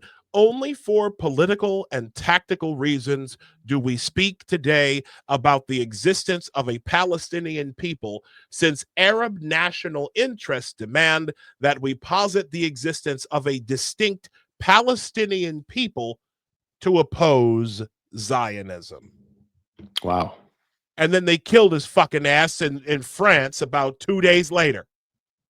Wow. Dead serious. That's real. Look that up. Receipts. That was fun. They killed him, and he actually got picked off in Caen in the south of France. How about that? That's pretty damning, man. If that's true, I mean, I know he said that, and he is what you said he is. If that's the case, like when I read this piece, it was from man, how many people had to die for that? Like, how many people had to die for them to have this like little tactical Arab opposition to Zionism, which is what? Them just taking that little strip of land, the Jews taking that little strip of land and just making it their country. Like, what? Really, that many people had to die over this shit? Which, by the way, if you want to talk about colonialism, didn't the Jews live there like fucking 3,000 years ago or 2,000 years ago or many times in their history and get driven out and come back? Wasn't that like basically their freaking native land? So they're the indigenous people there. Exactly. Eric, go ahead. Yeah. Well, if you're translating what he is saying, what he is essentially saying is that the Palestinians are used in a proxy war against the Israelis, and they are just the representative. If you know the Arab world well, it's the Saudi Arabian and the Iranian power struggle. Essentially, they are running vast amounts of proxy wars against each other, and it goes back and forth. And it's really sad, quite frankly, that these that there are these pawns in this large game, and it's very sad. I do want to make this point. On October 7th, I hear this a lot. October 7th was, it was like a false flag operation. I hear that a lot, and they said it couldn't possibly be inept like that. Well, you saw in California with the wildfires that actually ineptitude, it's hard for you to underestimate ineptitude because these things can actually happen a lot. And with October 7th, there was a brilliant documentary done not only a couple months after on Frontline, how the IDF was complaining about, we have this surveillance system with balloons and it's obsolete and we're having trouble monitoring and scanning people. And that actually was probably the more honest answer of why the response took so long on October 7th. Because I hear that a lot from people. Why did it take so long? Well, actually, you saw it with California. Why did California wildfires take so long? Was it because of a grand conspiracy, or was it unfortunately because of ineptitude? Well, I heard it wasn't on a holiday when this happened too. Yeah, so there were some timing aspects to it as well. But let's be honest, if you're the military, you should be ready on those Somebody days. should be ready. Yeah. Yeah. So it goes back to ineptitude. But it is one of those. It is a important thing to point out because I hear that all the time, and then no one ever mentioned that with California of like, oh yeah, it's unfortunately you can have a large portion of your state burned down, and then it's not a grand conspiracy except for the grand conspiracy of electing idiots. I hear what you're saying, and my issue is this. I am a fierce. Well, is fierce an understatement? I don't know. I hate communists. No, it's not. I hate communists. I despise communism. I despise Marxism in all its forms. And once you really get into all of the connections, like I said, with that the PLO had with the Soviet Union back in the 60s and 70s, when you put that cowboy shit away, like trigger you and throw you off your game. Damn it! Let the Cowboys throw you off your rant, man. Come on, Isaiah. Oh, Dak Prescott's the greatest. Oh. And getting his ankle turned backwards. In the regular season. Yeah, the regular week 5. I don't even think about it. Oh, that was brutal. The issue that I have with this whole entire movement is the ties in which the ancient ties of communists with Muslim extremists, the Red-Green Alliance of the 20th century. And we're seeing a new Red-Green Alliance with Muslims and radical leftists, your Marxists and communists all over the world. Okay, especially here in the United States. When Hamas's leadership said to globalize the Intifada, that was the bat signal to every single fucking college campus and university. It seemed like the Ivies immediately activated. Here in New York City, there seems to be a free Palestine march every 2-3 days. Ugh, kind of drives me nuts, that goddamn speech or like a rant what's the word, chant they do. Yeah. There is only Palestine. Yeah, and they have the little Froshezine drums in the background. Boo, boo, free. These people kept. Good Lord. These people held Grand Central Terminal hostage. Matter of fact, it was Friday. This past Friday, held Grand Central Terminal hostage for hours. People couldn't get home. Because that's where the Metro North and now the Long Island Railroad has a terminal there. So I wish that Chitari attacked New York that day. So it's some Avengers trivia for you guys. It angers me because there are so many of these groups. You've got Linda Sarsour, you've got Within Our Lifetime, Neville Roy Singham, who is one of the big money people behind all of this stuff. We are seeing the red-green alliance for the 21st century, except here in the United States where it's the blue-green alliance. Okay. This is the most dangerous, to see what these people are actively supporting. They excuse the barbarism, they excuse the violence and the nastiness, and they think that, oh well, if we just chant a lot, then it's going to end war. That's one of the most insulting things about communists to begin with. They think, well, if we just criticize everything, we'll just change the world, and if not, we'll just unalive them if they don't do what we say. They do more than that too. Didn't they destroy Hamilton Hall in Columbia or something like that? Yeah, they did a whole bunch of shit. Other things. And like I said, they had to be every other day they're on a bridge. They're at Times Square. Every weekend they're at Times Square. And then as soon as they're done at Times Square, they usually go down to the fucking Tesla dealership. The same people. Dead serious. You've got draw swastikas. Yeah, draw swastikas on Cybertrucks and all sorts of dumb shit.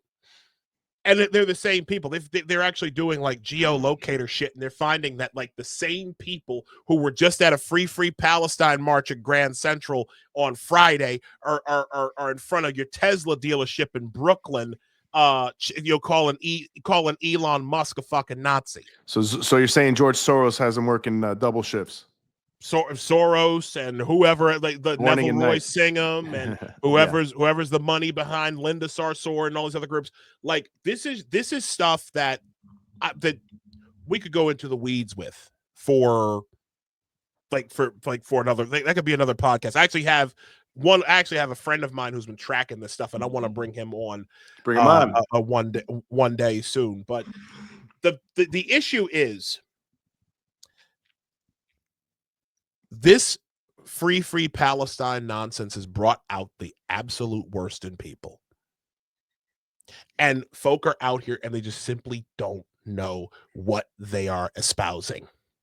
And they think they're just espousing it because it makes them appear to be good people. It's disturbing. It's quite disturbing. But yeah, no, my view on the whole Palestine thing is I'm staying out of it. Okay, meaning I'm not gonna. Meaning, you guys you guys slaughtered 1,400 people. You really think I'm gonna give a fuck what happens if one of your cities gets turned into a parking lot because you keep hiding behind civilians and hospitals, and your tunnel networks are buried underneath of critical infrastructure where a lot of people, including women and children, would get bombed out? No. Yeah. Nope. Good. God bless and good luck. I also don't know what's the alternative. That's the other thing. I don't know if Eric or Isaiah, you want to answer that, but it's what else are they supposed to do when they have these hostages still? They just let them keep the hostages? Like Eric? It is funny. I have said on previous podcasts, far before Trump said this, I had said the Jordan, move them to the Jordan thing, because technically Jordan is considered the first Palestinian state. So it would actually makes sense. It would make the most sense. And then, Egypt don't want them and no one else. Does Jordan want them? So that's the issue, is they tried to invade in 1970 and the King of Jordan had to push them out. And so they're still a little touchy about that. And they've even taken in, it's either 1 million or 2 million, like Palestine. They've taken in a fair amount of Palestinian refugees already, Jordan has, and they didn't like the experience. Let's put it that way. Who didn't like the experience? The Palestinians or the Jordanians? The Jordanians did not like the experience of bringing in these. They described them as kind of welfare babies, essentially. And they weren't like the most productive members of society that you could bring in. Kind of the same conversation we have about, like, hey, there's a type of immigrant you can bring in, but these refugees they just found were not very productive in their society. And so these are Jordanians, looking at, the people that they're supposed to see as brethren, but there are deep issues that go back to, hey, you tried to invade us. Yeah, and like one thing you might be able to do, and with that option, is like maybe just ship them all out to Jordan, and then maybe Israel pays Jordan to take care of them, partly pays them, or the UN helps pay them. The counter to that is Iran or Saudi Arabia, the people who are actually funding this proxy war. Maybe they should take care of this. Yeah, I agree. They're the ones who have actually, they've been funding it secretly, all these other places. So yeah, combined, there's plenty of money in that Middle Eastern area, the Arabian Peninsula and everything, Iran. So maybe they contribute a big part of it. Israel contributes a big part of it. Maybe the UN, if everybody cares so much about this, and we could just be fucking done with this shit. Because I'm tired of hearing about this. I've been hearing about this since I was a little kid. Yeah, and in the end, fucking God, like I had said earlier, one side has been very non-negotiable. The other side has offered 3 separate deals in the 20th century, 3 separate deals in the 21st century. So it's just like, it's a very uneven conversation in that way. But again, I do agree. I feel bad for the people who are being abused by these corrupt billionaires who are hanging out in Qatar and are really controlling everything. I do feel bad for the pawn. They're all the most of Hamas's leadership has been neutralized. So they're long may that continue. Don't check right now. What's that? Don't check your pager. Yeah. Yes. Yes. Yeah, man. No, I mean, look, people need to deal with the consequences, and it sucks for the kids and the women and innocent men. But I know a lot of these people voted for them to come in as well. That voted for Hamas. I mean, you just can't do shit like this to your neighbor and expect to be like, oh, well, they're hiding in a hospital, so I guess we'll leave them alone. It's like, that's not how it works. Imagine if they did that to us. Imagine if somebody did. I mean, we freaking leveled Iraq and Afghanistan, and just because of 9/11, which is that's not but it's nothing. But Iraq would seemingly have nothing to do with it now in retrospect. But it's like, this is what happens when you do shit like that. And what they did was terrible. They was shooting missiles at them all the time, different terrorist attacks. Seems to be pretty one-sided. I'm sure Israel doesn't treat them the best sometimes and everything, but that's too much. That's too much. And you can't, if I was the president of Israel and they were doing that to my people and I had to worry about my kids getting killed all the time, I'm not going to worry about that. Like if I have anything to do with it, I'm going to make sure I don't have to worry about that anymore. You know what I mean? Like, that's my kids, that's my family, that's my country. If I have the means, you're not going to exist anymore for you to keep pulling this shit. And let's be fair. Israel has killed far too many journalists. That can definitely be said. They have Israel. What kind of journalists? From Palestine or 230 journalists. In the end, if you have if you're wearing the press thing, that should not happen. There are too many. Interesting. I didn't know about that. Yeah, no, and there are. Look, it's not. I'm trying to be as fair to both sides. I know Israel's not completely innocent. But even when you go through and you tally up everything, I'm far more sympathetic to one side than the other. I'm going to be honest with you. But I'll even take it back to this. Like the way the Arab countries treat each other is just despicable. When Iran and Iraq got into a war this century, both sides used child soldiers. And then one side told the children who were cannon fodder, that was literally their whole reasoning. Hey, we're going to put keys around you and you're going to go to heaven with those keys. So if you are not criticizing that culture primarily, then you're missing the point. Yeah. But also, Douglas Murray, you actually can win the argument. Don't be a dick. Yeah, he didn't. Yeah. I don't know what he was thinking going in there like that and starting like that and putting them. He did. That was quite wrong-footed. Yeah, he had some good moments, like when he get down to brass tacks and talking, but just talk about the facts. But he was just, it was driving me nuts that he was like bringing up these arguments where it's like, you shouldn't even be able to talk about it unless you go there. It's like, that's ridiculous. So most people haven't been where they're talking about when it comes to like historians, journalists, writers. Well, it's like, just argue with the facts. Who gives a shit about the fact that he wasn't there? Argue with his argument. I look at it this way. Yeah. I've never been to LA, right? Yeah. I've never been to California. You can't talk about it. You ever been there or walked the streets? You can't talk about it, man. Stop it right there. No. Stop. No. Because I know a lot of, no offense to Eric. I mean, he's clearly not included in this, but I know a lot of bad people who live in Los Angeles. I see the stuff that like the fact that it's been turned into not you. No, I've got history. I've got history with people who have lived out there. One is good. The other one is, like the other one was. But we see how the states run. We see how people are treated out there, law-abiding citizens as opposed to criminals. We've got homelessness is subsidized. Okay, like San Francisco. We have a friend who's moving from the city of San Francisco into the suburbs because she's got a heart for people, and like all of the wine moms and shit that she that she used to run with, they no longer like her because she changed her stance. She voted for Trump that last year, and you know who I'm talking about. No, so I don't want to. Evan Barker. Yeah, like Evan Barker, Eric. I've heard of that name. Oh, you guys mentioned it on the Adam Coleman thing, I think. She was on with at the end. She came on. Yeah, you referred to her as like the queen of apostate radio or something like that. She's the reigning queen. She is the queen. Yeah, she is the queen of apostate.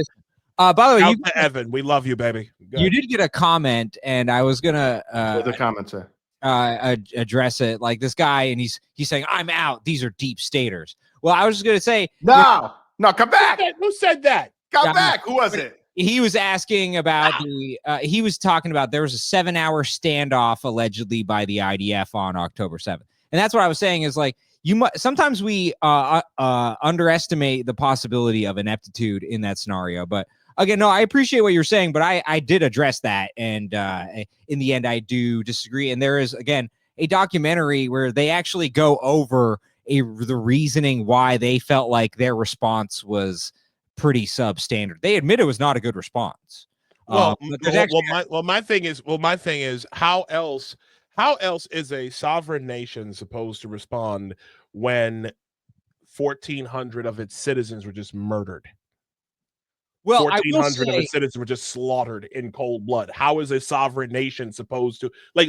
I remember when the war, when Israel's response first started, and everyone's like, "Oh, it's not proportionate. It's disproportionate." The fuck is disproportionate? I want my enemy destroyed, defeated. That's proportionate.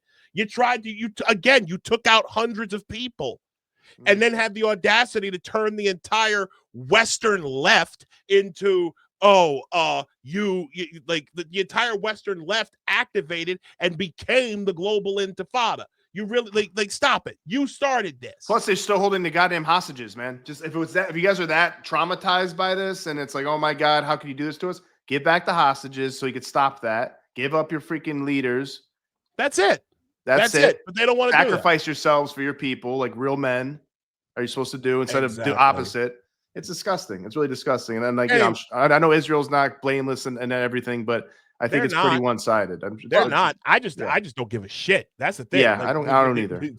Go ahead, Eric, because I'm gonna move on to one more thing. Yeah, here the lesson to me for the Jews is like, okay, support for Israel in the United States is plummeting. The big bunny man, you have that absolutely correct. It is definitely plummeting, and to me, the reason is in the end, there's been too much sensorial approach to this, and you have the Douglas Murrays of the world say, "Oh, we can't talk about it." And I agree with that. Yeah, I agree with you.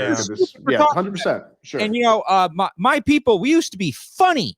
We used to actually make jokes, and we used to not have a stick lodged right up there. But we've gotten way too uptight, and we don't allow people to talk. And that's really my message to people, even the Douglas Murrays in the world. I understand that you think, and I've heard this from the pro-Palestinian people, that resentment for Israel will lead to anti-Semitism. And there are Jews who are like, okay, well, we got to protect Israel at all times so that we make sure anti-Semitism doesn't happen. But actually, what if your approach was just talk to them, and then maybe they would actually have a better view of Jews in Israel? And that's really my approach to it.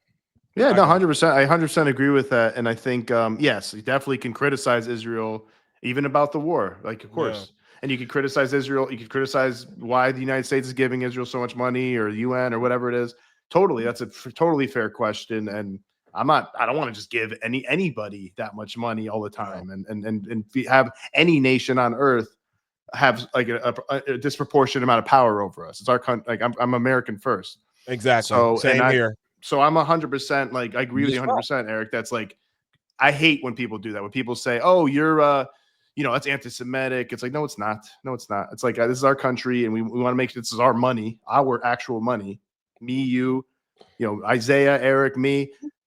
This is our money from tax dollars, so we should have some say on this, and we should have some concern of where the money they're taking from us. Not they as in Israel or Jews, but the government and what. I'm sorry. This is the last time. I'm gonna be okay with our government going into and just handing our tax money over to some foreign conflict we have little to nothing to do with. I look at Ukraine scarred me. I got PTSD from all the fucking money that the Biden administration sent over there.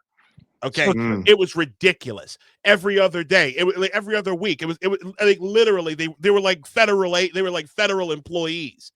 It's like Zelensky. They literally treated Zelensky like he was a fucking government employee. I'm surprised. It was like, oh yeah, you get paid on the 15th and the 30th. That's kind of what it was. Every other day, it was like, well, we're giving $5 billion, and then another $10 billion, and we forgot we found another $3 billion that we forgot to give Ukraine. Here it is to Ukraine. We must keep the war machine going, and I am. If it wasn't for the there's a difference between having a war that's just and just having war. And unfortunately, what Zelensky and the rest of the rest of the military industrial complex, they wanted just war. That's all they wanted, just war. Just war, just war everywhere. That's there's always that. And I'm tired. And as a taxpayer, as someone who pays, I live in New York. We've got, I think, either the highest or the second highest tax burden behind y'all in California. Okay. This, I am over it. We pay enough taxes and don't get a return on our investment. So no, no. There's got to be some accountability in that regard. Let's move on, because I want to talk about something else here at home that's been bothering me. Of course, President Trump's been doing a very good job, in my opinion, over the last coming up on 3 months of the new administration.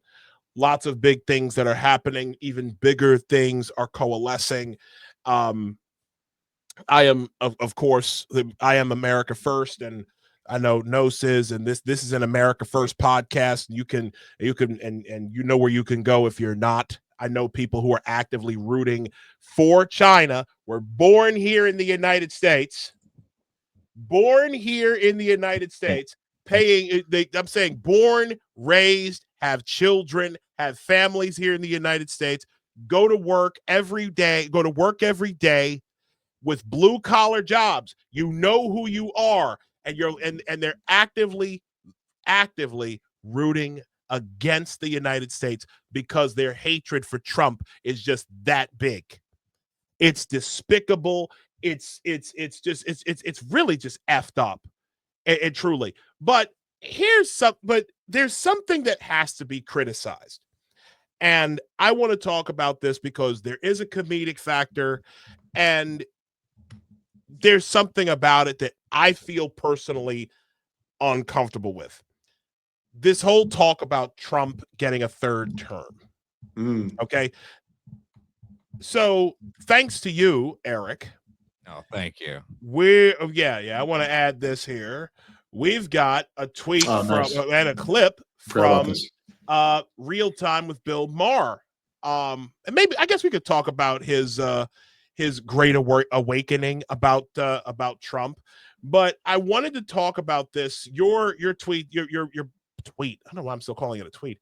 Your post says Bill Maher asked Steve Bannon if any Democrat threatens Trump in his run for a third term, and Bannon replies, only a quote celebrity like Stephen A. Smith.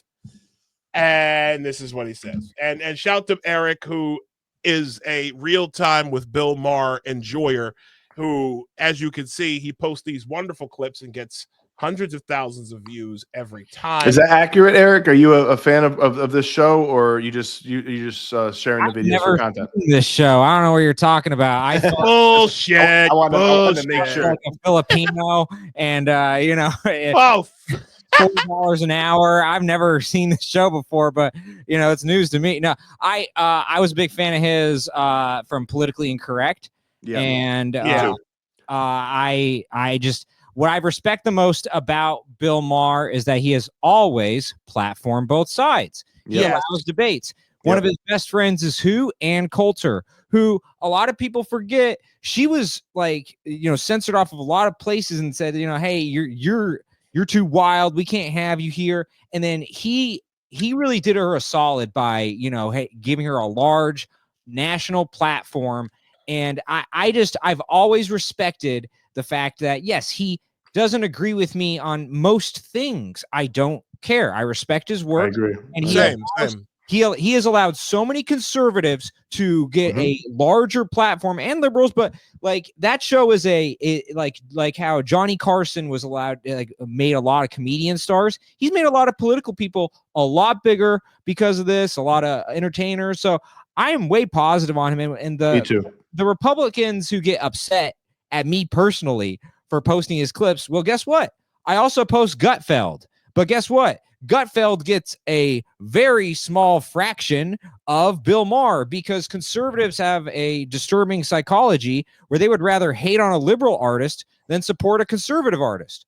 And so, and so you look at Gutfeld. I love clipping out Gutfeld. That he's clearly not on the same skill level as Bill Maher, but no, not even. And no offense to. It's 30 years versus 5 years. It's not a slam. Exactly. It's Bill Maher's been doing this for a very long time. He's a very long time. No, Bill's the man. I mean, I know there's plenty of things I disagree with him about, but he's been around since Politically Incorrect. He's a great stand-up comic, right? But he's also very funny off the top of his head. He's very witty. He's pretty knowledgeable.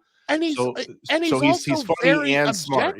He's very objective. Yeah, he's definitely lean. He's definitely a Democrat, leaning guy. But he's very, very anti-woke. He's been anti-woke since the '90s, since Politically Incorrect. That was a big part of his show. So I mean, I love that. He calls out the woke, the left and the far left all the time. Half of his editorials are about it. Like you said, he's had everybody on. He's had Ben Shapiro on a bunch of times. Any conservative, prominent conservative person. Steve Bannon. I mean, Jesus Christ, Steve Bannon, we're about to see right here. He's very principled. He's Breitbart. He's very principled. Only thing I'll say about Bill that annoys me sometimes is sometimes he forgets what he said last week. He'll do this awesome editorial about how transgender stuff is crazy in schools or whatever. And I'm like, oh my God, he nailed it. I'm sharing it and everything. And then like the next week he'll talk in the panel. He's like, oh, is this stuff really going on or something? Or kind of downplay it. I'm like, Bill, you just had like a killer editorial talking about how serious this shit was and talk about getting the dick saw. So he kind of just forgets, I think, or whatever, or maybe feels a certain way, so he says it. But otherwise, he's a very principled guy, I think, and he's been a net positive for political discourse in this country. He has, and so getting back to this situation that I don't know who started. Well, Bannon claims that he started this whole thing about getting Trump a third term. I'll let him speak for himself on this. But here's the clip. Eric Abbenante again clipped this out. Really appreciate your work in doing this. Here we go. For a third term, is there any Democrat who scares you that he could be running against? Because I guess if we allow that, it could be Obama. Absolutely. I think that'd be great. Alien versus Predator. Let's do it. President Trump already said.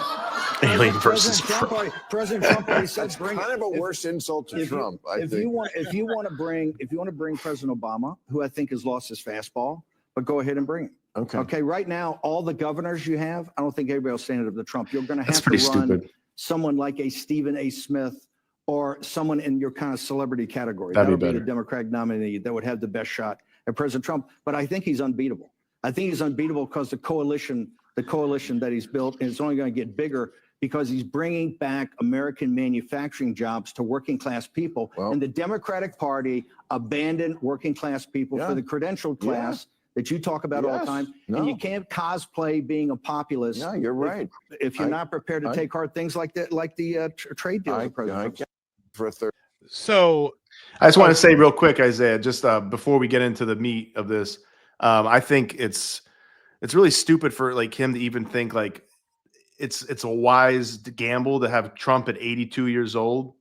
First of all, I mean, it's stupid to do this third term thing because that just feeds into the fascism stuff, right? That's really bad. And that could really damage the Republican brand, obviously. But also it's like you're going to put him against Obama, who's still, like a younger guy. He's getting older, but he's still a young, sharp guy. And like, who knows what Trump's going to be like at 80? Hold on a second. He eats McDonald's all the time. Like he might like have a stroke or something. But Trump's lost about 20 pounds. He's in better shape now than he was back in his first term. But that's time is undefeated though. But time is undefeated. I get what I'm saying. Like that's a gamble. He did age younger somehow in the White House, but it is like ridiculous. We spent 4 years being like senile Joe Biden, and it's like, oh yeah, Trump should run for a third term and go till he's 89. It's like, and Obama's no joke. Obama's very talented communicator. So but if he switches up and gets more moderate. But I had to listen to this again. Okay, I had to listen to this again. One, and I've after much careful thought, if Bannon wants to go ahead and just screw with the left, he can go ahead and do that. And here's how you know, like you really had to listen to what Bannon was saying. Okay. Why would you pit Obama against Trump when both men have served 2 terms already and both are term limited as per the 22nd Amendment? Yeah. Well, he's saying he's going to change it. People. Well, he's saying messing with people. He's saying that he wants to they're doing some kind of work in the background to change the amendment, I guess, or is that possible? No. Or can you make a new amendment that says third terms? We can't do third terms. Listen, actually. we already look. Is that possible? No, it's not. Okay. Biden already tried to speak this quote unquote 28th Amendment into law, like he just tried to will it into law, like on his way out the door, or rather his people, the people who controlled Biden, because Biden wasn't in control of shit. Like the people who controlled Biden tried to push that. He's get up there on stage talking about the 28th Amendment is in the Constitution now. It's in the Constitution now. And now I'm going to get some tapioca pudding. Like, the fact of the matter is, I think Bannon knows that there's no way Trump, like Trump is term limited. But I do think that as long as Democrats keep talking about it, because Democrats already perceive Donald Trump to be their great Satan. Okay. Donald Trump is the great Satan up to the left. Like he's a fascist, and he's a fascist, Mussolini, bigot. maybe Right. Hitler. He's a fascist, Hitler, homophobe, and all the rest. Right. Like predator. that's what they love to say, and yet they can. It's like what So I why love feed into it though? Why feed into it? Like what's the juice to get out of this? Because what's the juice? Yeah, the juice I think is just to continue the mental dysregulation. But can you? I mean, that's to keep them unfocused. At what cost? Now, I don't like it. At what cost? I don't think it's a good gamble. Like you're feeding directly into who it's the hell not. asked for a third term? This is a fascist move, right? So it's like you're giving them this red meat, and it's like there's so many ways to screw with the Democrats. Why don't pick some other ways? Like pick I thought it was really funny when somebody said, why doesn't Trump just say identify as a woman? So he's the first woman president.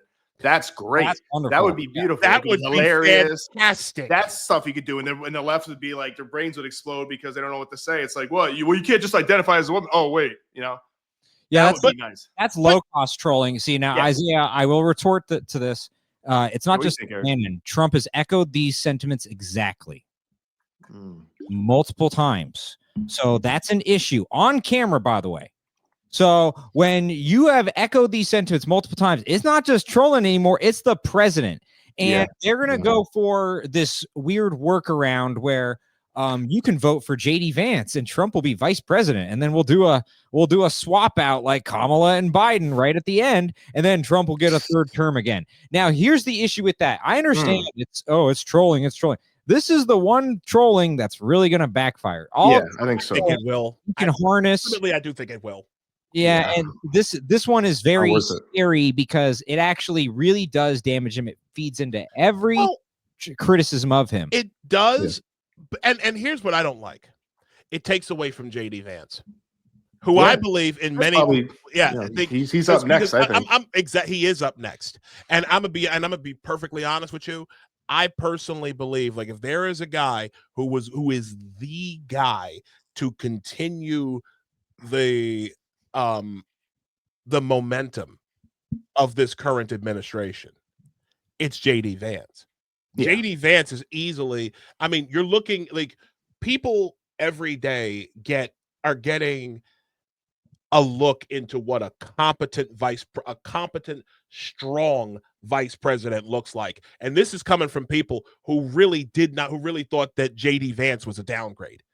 I love JD Vance as vice president, and in many ways, I think that he's a whole hell of a lot more ruthless than Trump could be. He's a better communicator, like we talked about. Trump is, if you really think about it, Trump is a 90s era Democrat.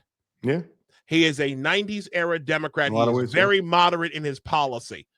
Well, I mean, moderate up until when it comes to purging the federal government of these fucking communists that were, embedded in the federal government for decades, even before Biden allowed like the street animals to run the fucking asylum. Delousing the federal government. This is a delousing of the federal government. And when you get rid of USAID, that was the money. That was the ATM for the NGOs and all that. So there is a purge going on right now in the federal government that has to be done. Trump started it, and clearly he's on a very short amount of time, because whatever happens now has to be done before next year, before the midterms. That's a concern for me. Why do they need to be done before the midterms? Because what's going to happen in the midterms?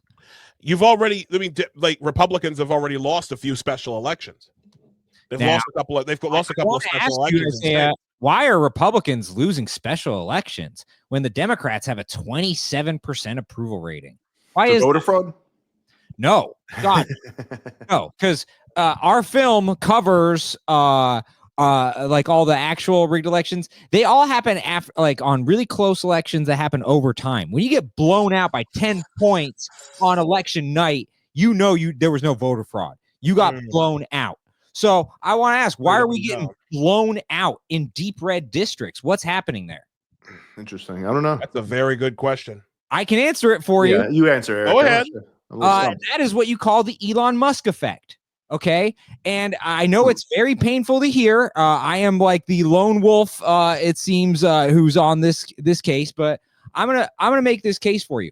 I have a relative who owns a Tesla type thing, and they had a swastika spray painted on theirs. Now, they were one of the people protesting. They were not paid. They were not a jobless loser. They did not know George Soros. There is genuine resentment for Elon Musk. And I need MAGA to understand this. Trump took a bullet for you, and so there's an emotional attachment to you. With Elon, this is like saying, "Oh, you have to like his George Soros." I don't have to like his George Soros. I'm free to criticize his. No, Eric. On this podcast, you have to like Elon. My bad. I didn't read the thing after me. I like Elon. I didn't read the thing before. I apologize. No, you're right. Did you send him the release form? Did you send him the release form? I did sign that too. Oh, so the issue with that is there are people who are, who consider this administration a make Tesla great again, not a make America great again administration. And that's a fair criticism. And they need to focus on wins for the American people. Now, obviously, okay, for those who know me, I don't just clip out Bill Maher. I basically do Media Matters for the left. So Media Matters would cover the right and try to gotcha them. I'm actually a lot more honest than Media Matters, to be frank. But I mostly cover Democrats, and I helped frame. I got a bunch of gotcha moments for Kamala Harris, right? I helped destroy her. I got the cloud computing clip. I got a bunch of clips. The Trump campaign used multiple of my clips in their commercials. So clearly, when it comes to Trump, you win boxed wine, man. Yeah, with Trump and Kamala, you boxed wine destroyed that woman. Exactly.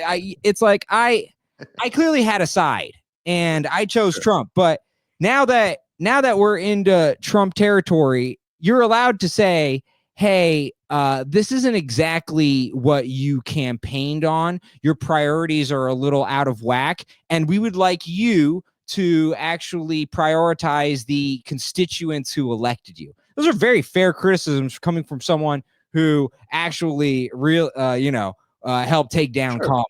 So why do you think this is interesting though? Why do you think that why Elon is this? What is it that Elon's doing exactly that you think is turning red states or red districts?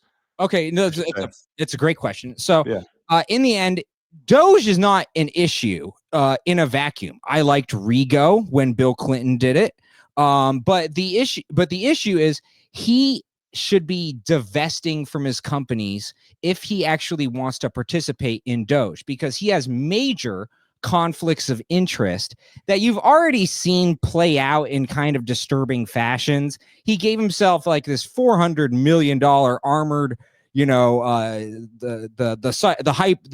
Cybertruck that got this armored vehicle deal in the same month that they got recalled for glue. Hold it. I gotta fact check you real quick. Go for it. I love this. That was not Trump. That was the Biden administration who gave him that $400 million deal, that $400 million contract.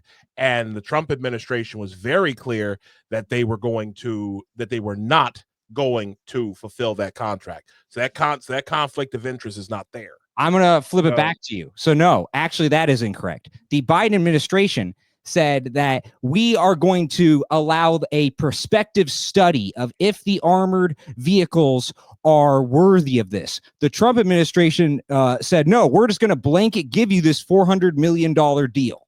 So that is a major issue. Now with Doge. When was that?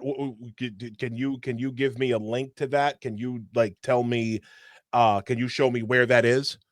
Now that I don't have all of these off, like, I don't have We'll share it. We'll share it after. Share it after the show. Yes, Share it after the show. And so again, there's a lot of like, okay, I like the concept of Doge. I don't like how it's being executed. For instance, the Social Security thing. This is an important one. The phone lines. There's like this fraud from the phone lines. I appreciate that they were like looking into, okay, let's try and remedy this. But you can't do that by also shutting down the local offices where you would go and actually, if you can't call in to verify who you are, you need to actually go into the offices. So there's a lot of things that they'll selectively say, oh, this is great. But then in reality, oh, it's not. Like infamously, they said we cut $8 billion. It was 8 million.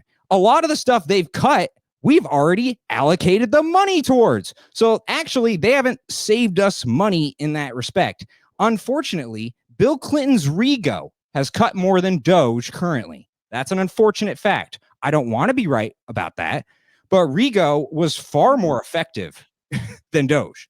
And so he's all hat, no cattle. When you look into what he's actually done, when you go through the Doge receipts, look at how many times they have been like, oh, yeah, well, actually, that's incorrect. That's incorrect. That's incorrect. Most of the Doge receipts are completely incorrect, and they haven't saved us a lot of money. They estimate 16 billion. 16 billion is what Doge has saved us.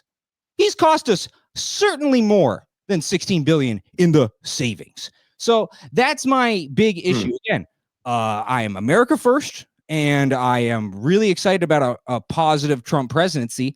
Really, all I can see from it currently is that we stopped the bleeding on all the stupid Biden-Harris stuff. I don't really like, what are the big wins that we have in the first 3 months?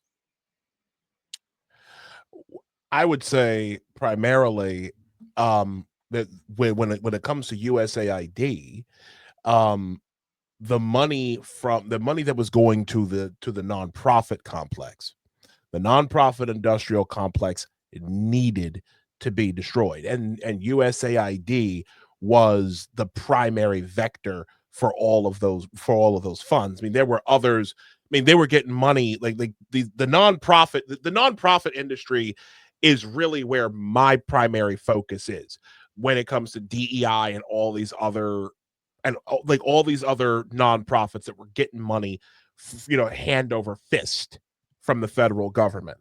That's being taken out, and that's what and that's important. I will look into that, and maybe I'll have, and if you want, you're more than welcome to come back on the show and we can talk about it again. Like, because this is something I probably should. Yeah, better come back with sources, Eric. Yeah. Come back. Why did Chavez already message me that I'm banned for life? I mean, it's just really oh fuck. That's not true. The fake news. I didn't do that. You put it in Hebrew. It was so racist. I mean, I told you. I'm good with Hebrew, man. I'm Mossad, man. Born oh my class acts, obviously. And in the end, what I love about you guys is like you guys are allowing debate. It's kind of rare. Oh, it's great. It's great. Yeah, and I don't know enough about all this. I don't know all the details. So I'm interested to hear. I think that's an interesting theory. And yeah, we'd love that. I mean, I'd love to have Eric back on. Like, come with some receipts. Yeah, I like how Eric's talk about this. I feel like he's a moderate-minded guy. He's balanced. I think he sounds like he's, I think you're conservative leaning, but I'll be Democrat leaning if it's better for the country. Depends on what the hell's going, what's going on, what the policies are, what they're doing. Just don't be. I'm not married to the Republican Party I'm not married to MAGA by any stretch of the imagination. So, my thing is this: when it comes to. I appreciate it. I am against. Well, for one, I'm first and foremost I'm anti-communist. Okay, yeah, I am an anti-leftist. That I'm committed to. Yeah, I am an anti-leftist. I believe, I hate every element of communism. I hate fascism, all of them. If the Democrats woke up today or tomorrow and said, we're gonna finally purge all of these commie freaks from our ranks, I would congratulate the Dems on finally realizing that they have a heroin problem, and they're finally getting, on the road to recovery. Okay. The issue has always been in the extremes. The issue has always been in not having political parties that work that work for the interests of the people, of we the people. Yep. Okay. Negotiate things too together. No one wants to negotiate, like, and this is Figure things out. This is what I've said, and this is why I've said that Trump and America First represents a third way, because you had the active Democrats who were faithfully, who were taking the monopoly on culture, politics, the whole bit, like the Education. right, education, the whole bit. Institutions. And then you had the establishment Republicans who were just, happy to not get the shit beat out of them by some, by some leftist fruitcake. Like some, but that's basically what it was. And that's what America's been largely dealing with for the last several years. If you notice, I look at, like, the reason why I'm riding with Trump the way that I am, it's not just because I voted for him. Like, I voted for him. I made that decision. I made a lot of people upset when I did. I don't particularly care about their feelings. If you're upset, if you are someone who needs everyone to believe the same as you do and make the same political decisions as you, I'm sorry, you've gone into cult territory. Okay, love you, but that's not what we do here. My point is this: as long as we keep to the Constitution, both the Democrats and the Republicans within the establishment, that's why people call it the Uniparty. They each had roles to play, and they played their roles. And at the end of the day, the middle class were the ones getting effed over. Okay, that's what's been happening. And Trump is the first president in nearly 40 years to act, I would say longer than that. Trump is the first president in a very long time to actually and objectively take the concerns of the middle class as his own.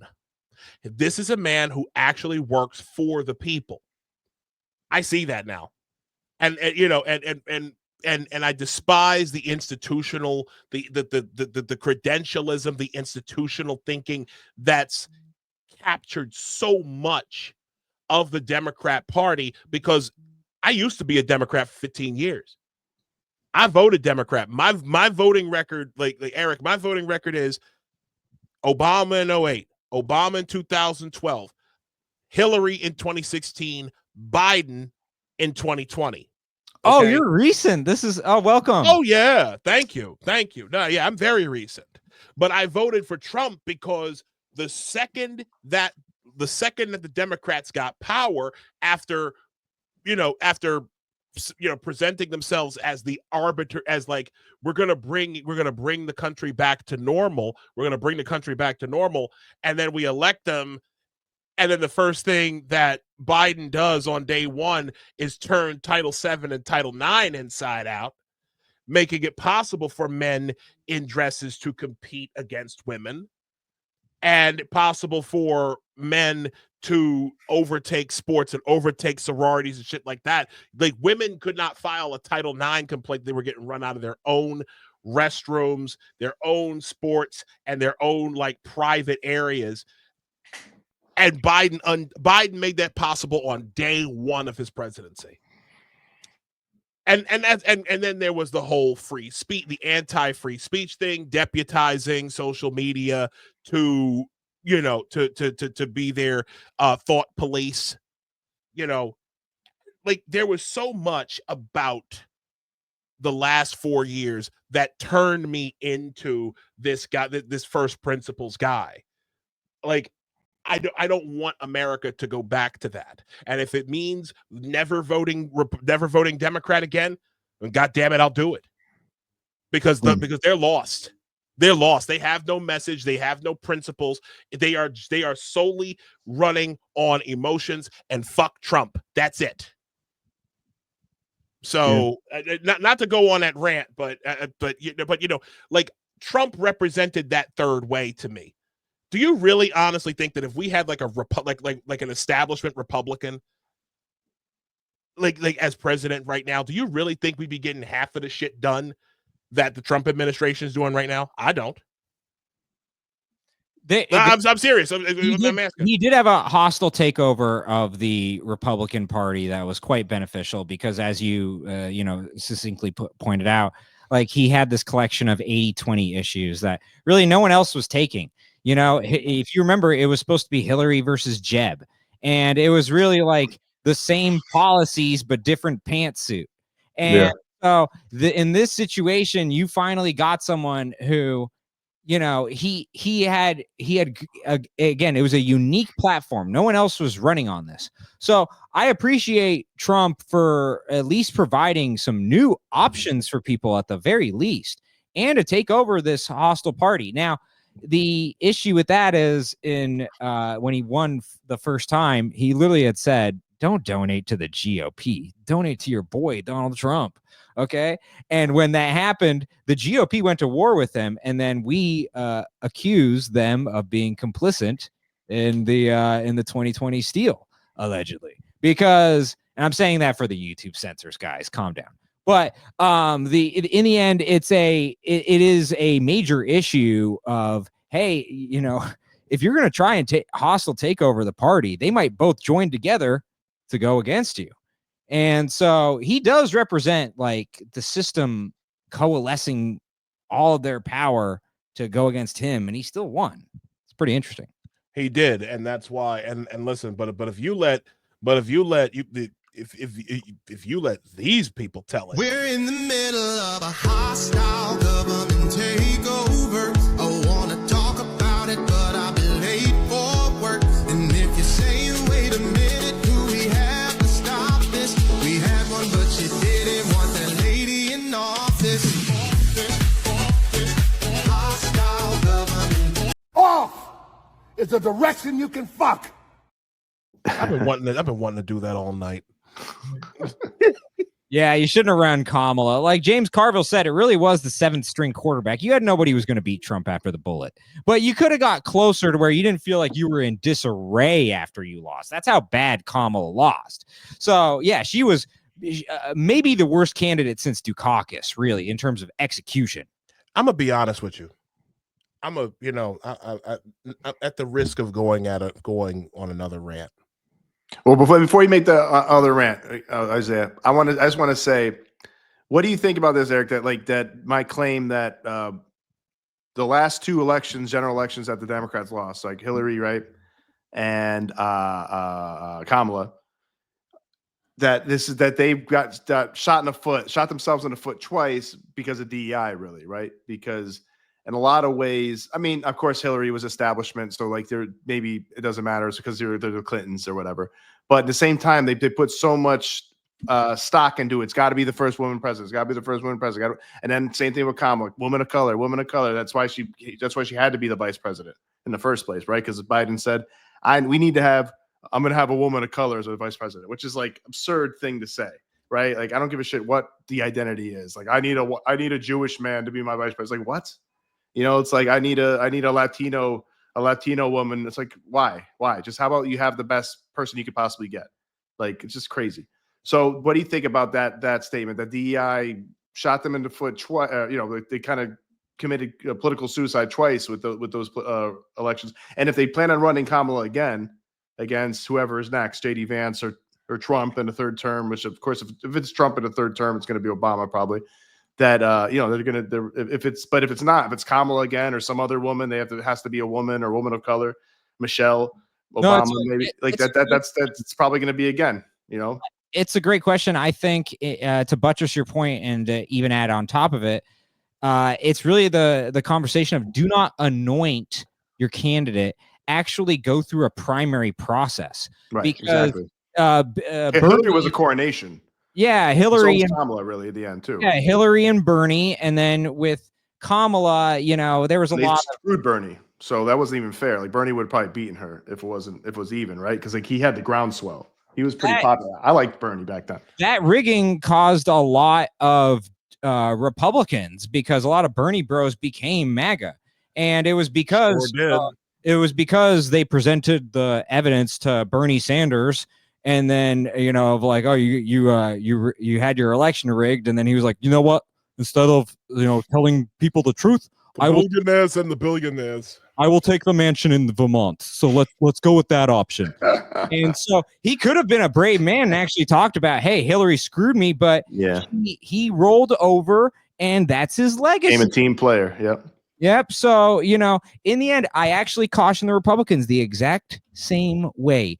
Do not anoint anybody. Let the primary process play out, or else you will end up in the exact same situation where you have this VP who is attached to potentially an unpopular presidency, whether you like it or not, and then you're anointing that person against the actual group. So it's a two-sided conversation. But yes, the Democrats, they haven't been very democratic the last few elections. Not at all. Not Far at all. from it. Far from it. And I just real quick. You guys actually took the words out of my mouth, because that was the whole thing that really pissed me off about the vast majority of people who went for Kamala, because you didn't pick her. You didn't pick Kamala Harris. Kamala Harris was selected for you. Yep. And this was the third, not the first, not the second, but the third time that a Democrat that the party establishment selected our candidate. Okay?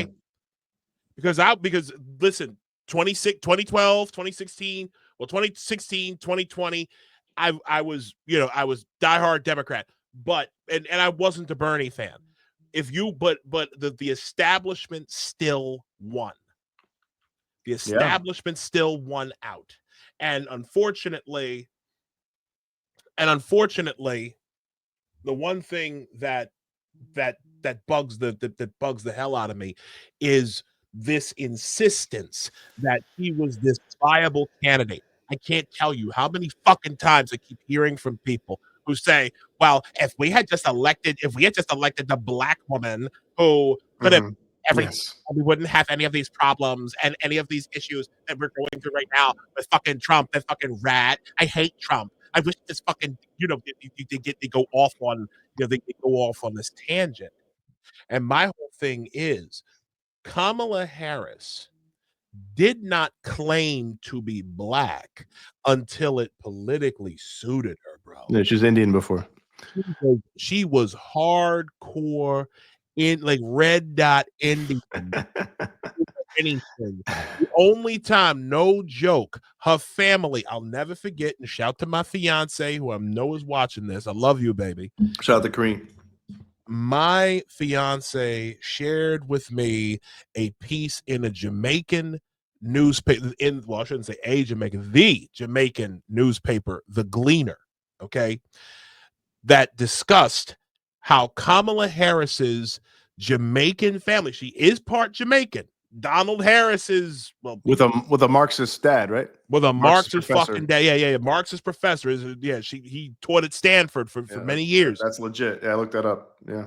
Here's the quick side note about old man Harris. That man has lived in Washington, D.C. this entire time. Lived not too far from the White House.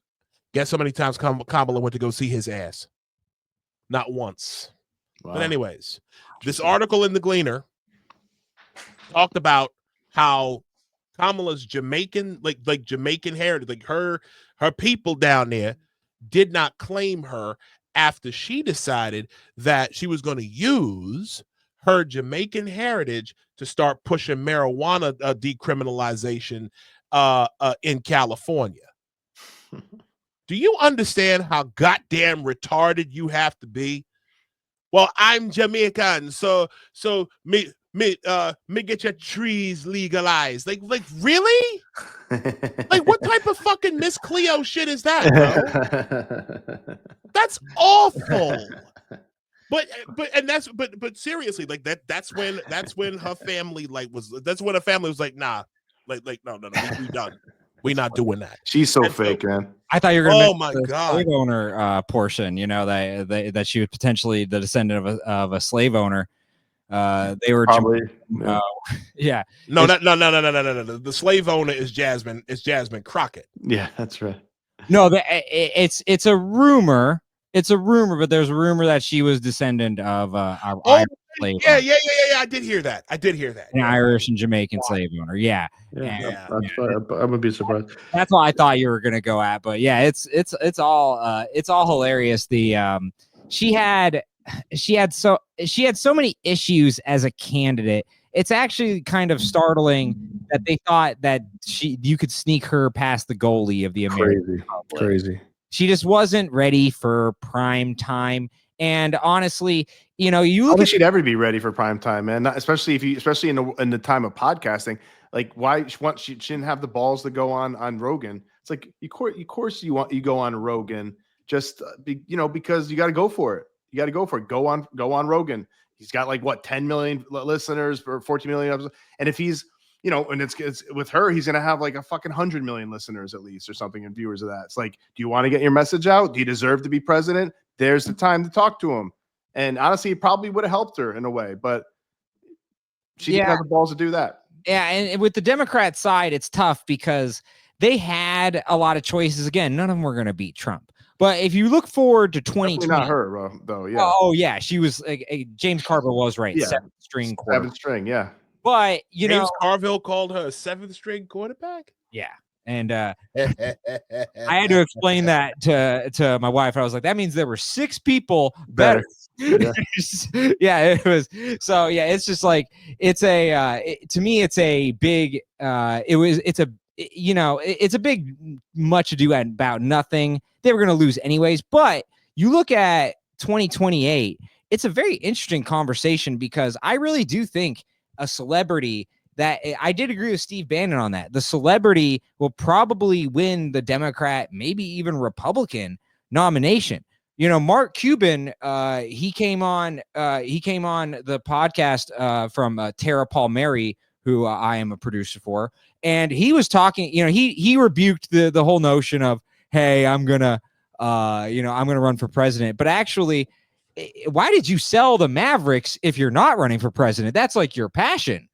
And you're very that's all you really cared about. So is he really going to run for president? Oh, he's running. I mean, again, Mark Cuban is really thinking about running for president. I'm going to tell you, he directly rebuked it, but he did say, if I was going to run, I would run as a Republican. Oh, that motherfucker!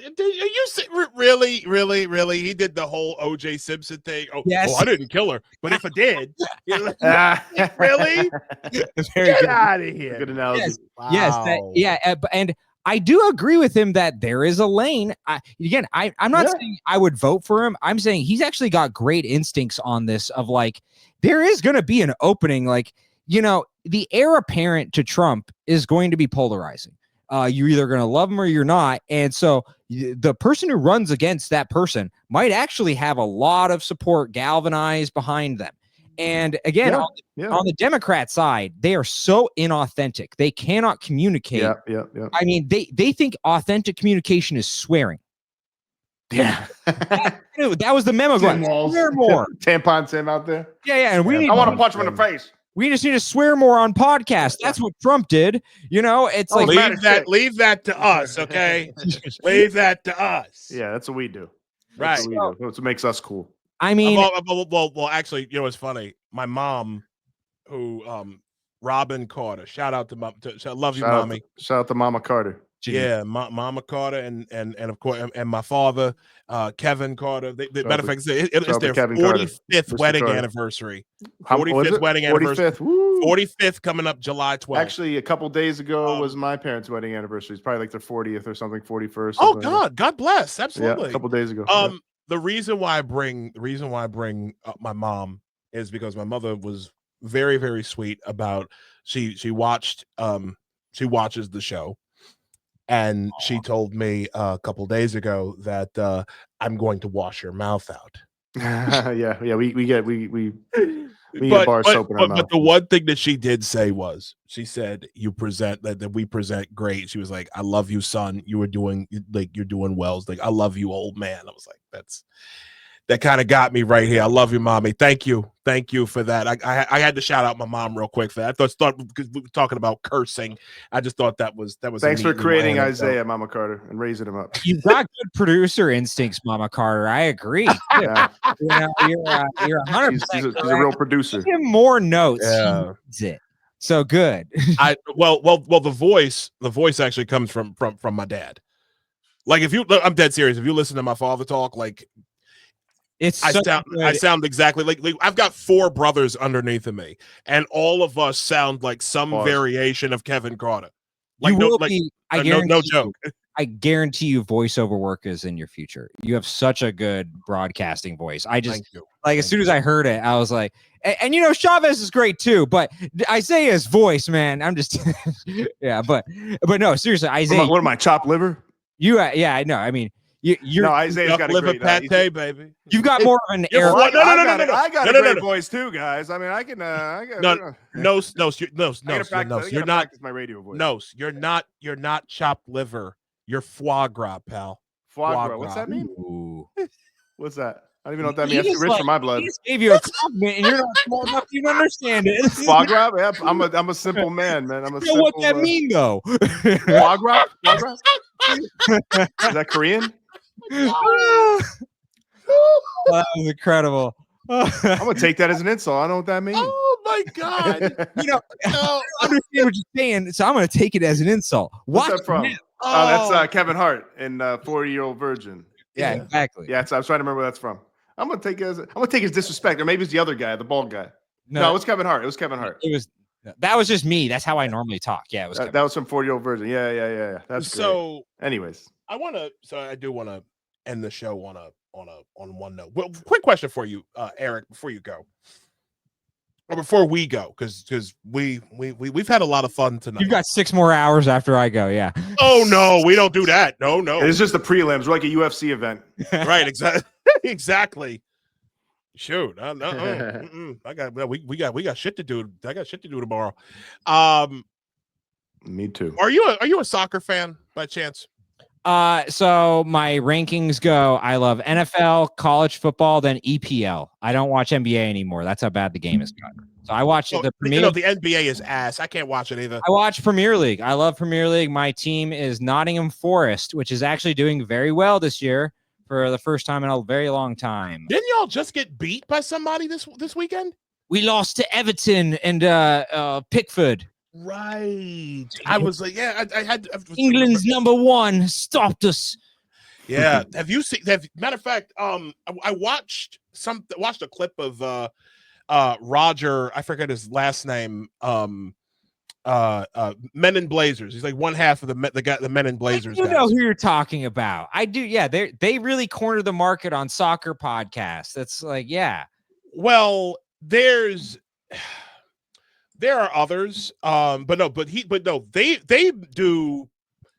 Men in Blazers primarily does like Premier League stuff. They might touch a little bit on MLS. I'm an MLS guy. Be right back, guys. Go ahead. My issue is with my club is DC United. I've been a fan of this club for about 12 years. Was that the Wayne Rooney team? Yes. Wayne Rooney. Cool.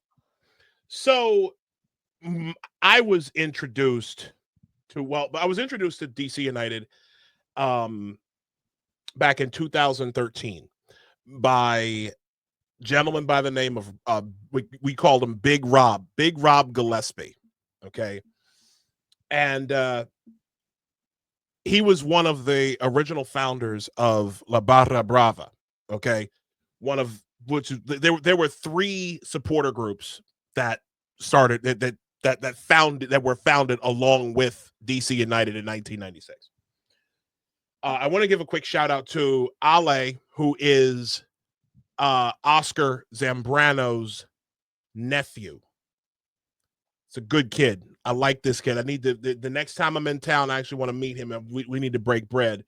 Why am I bringing them up? Because I have a bit of a soccer rant to go on. If you look at the screen underneath of my underneath of my name is Sell the Team Jason.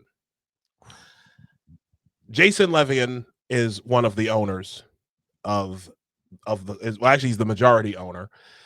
Him and Steve Kaplan. I've been a fan of this club, like I said, for 12 years. And Rooney was the manager from like the first half of 2022. I'm sorry, the second half of 2022 and then all of 2023.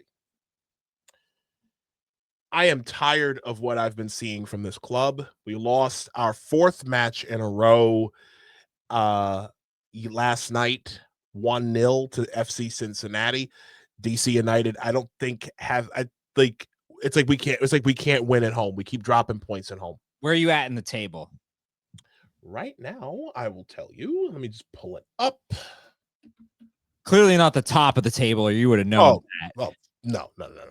I would assume that we are somewhere near the bottom, but I'm gonna tell you that right now. What's up with the soccer shit? It's America. Well, there's a reason why I'm bringing this up. I know it's a complete departure from politics, but we are right now, and I will share this screen. I'm just kidding. I'm a soccer fan, Eric. Yeah, I was saying, just so you guys know, I played soccer for like over a dozen years. I was always the right defensive back. So nice. Okay.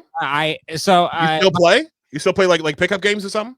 Not really anymore, because everyone who plays pickup games speaks a different language than me, and so it's just tough. Like you know, like when you go to the park, it's like oh, no one's speaking. Okay, never mind. Okay, well, you know, but Blanquito, you know. Yeah. I only know like construction worker Spanish, like nivel and you know, stuff like that. Esquina, you know, I don't know, like, you know, I don't know. So how'd you learn that? Were you a construction worker? I worked on you know, outdoor renovation after the pandemic. I was like, anything where I'm not wearing a mask, cool. So yeah, it was actually it was nice. But yeah, my big issue is, as a defender, this is a cardinal rule, and you're taught this. And if you see people break this, you know they're idiots, which is you're just not supposed to pass towards the middle in dangerous situations. Just always pass out. And when you see defenders lose their mind and break this cardinal rule, it is just so maddening. And then the other thing is, I was the defender on a corner where I would be near post, right? So you're the one, the ball is coming at you. You have a lot of like decisions to make there, and it's quick hand-eye coordination, very helpful. But yeah, it's just people don't respect. Like it's a tough game. It's a serious game. A lot of concussions happen in soccer, actually. Yep. So it's saw a particularly nasty one last week. Well, Walker Zimmerman of Nashville got kicked in the face. A guy tried to hit a bicycle kick, and Walker Zimmerman went in for a header and got a face full of a homie's boot, and it knocked him right out. It was against Charlotte, if I remember correctly. Yeah, it was a nasty one. Go ahead. Now it is annoying because Chavez would be like, yeah, they flop, and they do flop. That's annoying. But there are like, hey, don't be putting words in my mouth. No, I can do a great Chavez impression. Do it. Well, no, I'm just saying. Unfortunately, you have a bad voice like me. You don't have an Isaiah Carter voice. Hey man, I have a great voice. So you know, I gotta work on it. You don't sound like Isaiah. So. Oh God, I have to sound like Isaiah. Yeah. Oh, he sound. You know, Isaiah's doing a straight commercial, and then it's Chavez. No, I'm just Chavez. So thank you. I appreciate that. That's very sweet of you to say. Even though but yeah, so for me as a football fan, I get very frustrated at bad defense and flopping. So there was the other reason why I'm bringing this up is because there was a lot of bad defense on display last night. Lucas Bartlett, who I like him, okay, center back. Normally a center, I like him. He's a very good center back any other time. Last night, I almost saw that man. That man almost did a no-look back. We tried to do a no-look back pass to the goalkeeper, and damn near put it in his own net. I got the tape. I can show you. But last night was an abysmal match. Like, I'm talking like defenders running in. This has been happening the last couple of weeks. Defenders running into each other. Like you got three DC United players going for a ball, and all of a sudden, like, the play blows up and none of them have the ball. And then, San Jose puts it in the net for their sixth goal. That happened not this past game, but the last match. I am over it when it comes to this club and their ineptitude. And that's why I'm angry about it. Okay. Behind me is a jersey for one of the best international players this team ever that my club ever brought in, Taxiarchis Fountas. I could do a whole fucking show based on what they did to him. Okay. I am tired of this club, and I'm not tired of the people who work for this club. Let me make that distinction very clear before I really get started. I am not angry at the players. I am not angry at the coaching, at the staff. I'm angry at one coach in particular, but the vast majority of the coaches, the majority of the staff, I'm not pissed off at any of them. I'm coming for your boss. Okay. And I'm not even mad at Ali Mackay. Shout to Ali Mackay, who's general manager and the chief soccer officer of this club. Okay. I want to talk to Jason Levian for a second, who's the majority owner of this club. Landon Donovan asked this question last week. And I'm gonna ask the same question. Let me just do solo layout just real quick for a couple minutes. I don't want to. Landon Donovan asked this question, and I'm gonna ask this question also. Do you care about any of this? Do you care about what's happened to your club? It's 2000. You've had DC United since 2012. When was the last time we went to the playoffs? 2019. That was the last time we went to the playoffs. Wooden Spoon season 2022. Wooden Spoon season 2013. DC United, last place. Audi Field is an unserious mess of a stadium that shouldn't be given the year that it was built. You built that stadium without a sun study. You built that stadium with only 3 locker rooms, an incomplete roof, and this is supposed to be the new place where all these championships and everything else comes. You have a toxic supporter culture nowadays. Barra Brava just came back, but it seems like these supporter groups are far more concerned about, political correctness, appearing to be good and anti-racist people instead of, results on the field. You can't sign anybody after after what you did to after what was done to Taxi Fountas. You blew Wayne Rooney out the door when that man begged you for an extension into 2024. Wayne Rooney then went into the meat grinder that is the English Championship and got blown out of not one but 2 teams in the lower tiers of England in less than a year. That's on you, Levy. And yes, I'm blaming you.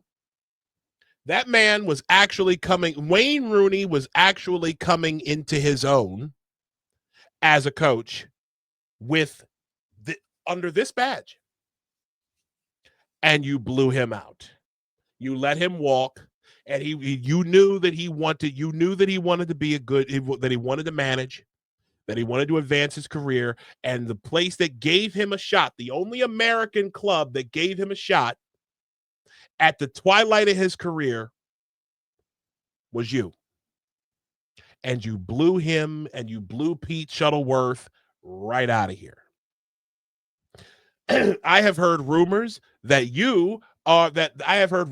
unsubstantiated, that you plan on not fielding, that the Academy is planning on not fielding a U14 squad this year. Why? You're in the fertile crescent of soccer talent, sir. DC, Maryland, Virginia is the fertile crescent of soccer on the East Coast. More talent has passed through that region, and practically we're talking about you have an abundance of talent down there to pick from, and you're not willing to do what needs to be done? Are you kidding me right now? What are you doing? I could go on. I could go off about Troy Lesesne. Okay. I don't like him anymore. Lesesne, as far as I'm concerned, is using players wrong. You bench your GK1 after he's on pace to allow like 80 goals. You got a defender who's healthy that you're not using. You got another kid who you just signed who you're not using him. Yet every single week, every single time I keep hearing about depth. DC doesn't have depth. You don't care about your own franchise. You don't care about your own team. Audi Field gets hoarded out to 2 women's soccer clubs. One of them can put more asses in the seats than yours. A UFL spring football team and a rugby team. Not to mention the Truth and Service Classic that's done with Howard University.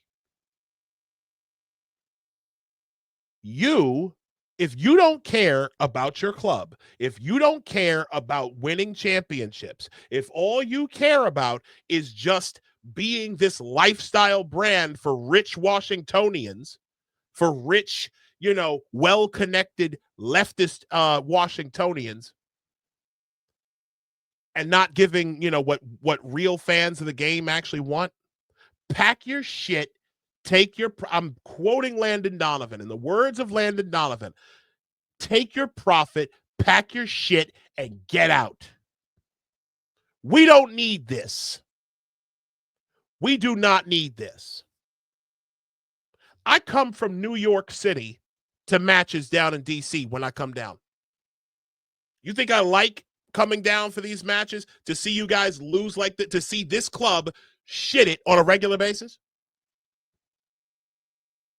And to know that the only reason why there is this culture of losing is because you, as the manager, are not serious?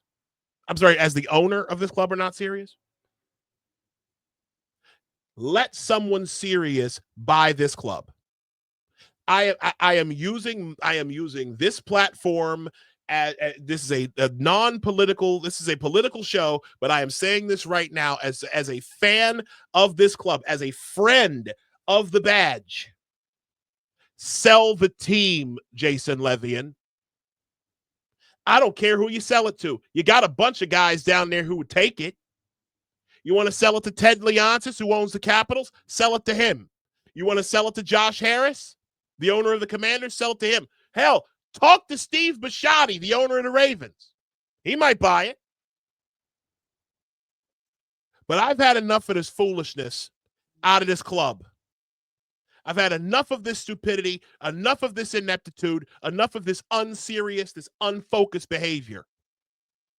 Get your life together. And if you're not going to field a winning product on the field, then get out. Take your profit and go. Because you're wasting the fans' time now.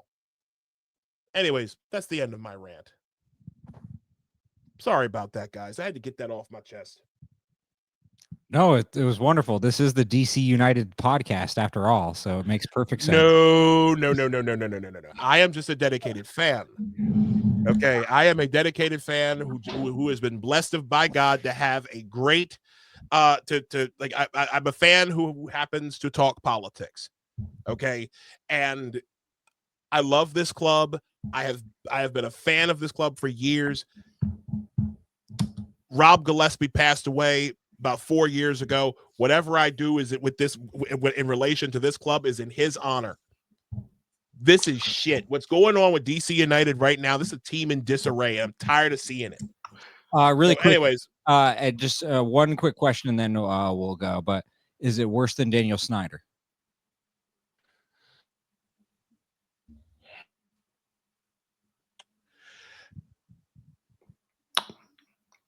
I say you lagging, bro. I am lagging a bit. Sorry. Yeah, No. I was thinking. Yeah, my Wi-Fi connection was thinking along with me. Is he as bad as Dan Snyder? I would say Levian's a little worse for one very important reason. Snyder at least cared about competing, about putting a good product on the field. He cared. I will say that about Dan Snyder. He was a piece of shit. But and he was incompetent at what he did. But let's be honest. Sean Taylor, rest in peace. Robert Griffin III in his prime. Okay. The Redskins were at times a good team under his stewardship. So I'm not going to sit here and pretend like Dan Snyder was just this bastard who couldn't get right. I mean, he was, but at least he cared about the Redskins to a certain extent. This guy don't give a fuck. Listen, building a stadium, you take the United out of a RFK Stadium, 18. You put them in a stadium where they do no sun, so you got nasty shadows all over the place. The roof over the east and western halves of the side of the stadium, the roof over the stands was incomplete and wasn't done until 2023. Like there are obvious things done over the last several that has just proven that we don't give a fuck. Levian about this club. So if you don't care about putting a winning product out, then sell the club to someone who does. That's all I'm saying about that. I want to thank for appreciate. I know I'm lagging a little. We'll just go. So, thank you all so very much for stopping by. Again, Eric, your time to come. Can you hear me? I'm still lagging. Barely. You sound like two robots having sex with each other currently. But it's I do really appreciate this, you guys. Like, you guys are just absolutely wonderful. And really quick, so you can follow me. I'm the only Eric Abbenante, so I'm pretty easy to find. You can find my wife, Lila Hart, lilahart.com. And then I'm producer for Tara Palmieri, a great independent journalist. You check out the Epstein podcast if you're wondering what she does. But go to the YouTube page for Tara Palmieri, go to Lila's page, and then, you can find me. But yeah, thank you guys so much. It's been absolutely wonderful. And anytime you guys want to have me back, I will come on and talk again. And you are well to it, bro. Yeah, we're definitely going to get you back on here, Eric. I like the kind of moderate point of view, the fair point of view. We definitely don't mind having a little debate in here as well. Disagreement. Yeah, that was fun. That's exciting. It's good. It makes for good, good radio. Yeah, good YouTube. Absolutely. Everyone else, to everyone here, thank you so much for joining us. Again, if we stream every Sunday night, 8 p.m. Here on X, on YouTube, on Rumble. If you want to support the show, if you feel so inclined, you could do so at buymeacoffee.com/apostate radio. Please like and subscribe on all platforms. And we will talk to you soon. Oh, before I go, We are going to have, because I was an idiot this week and forgot that I was on vacation, Friday is our 10th show. We're going to have a show on Sunday, but we are having a special hour episode of Apostate Radio. We will be joined by disaffected host and Vermont's finest, Joshua Slocum. Cannot wait to have him on. I have been waiting for this day for quite some time. Thank you all for joining us, and for Nos, for Eric Abbenante. We will see y'all next time. Thanks, guys.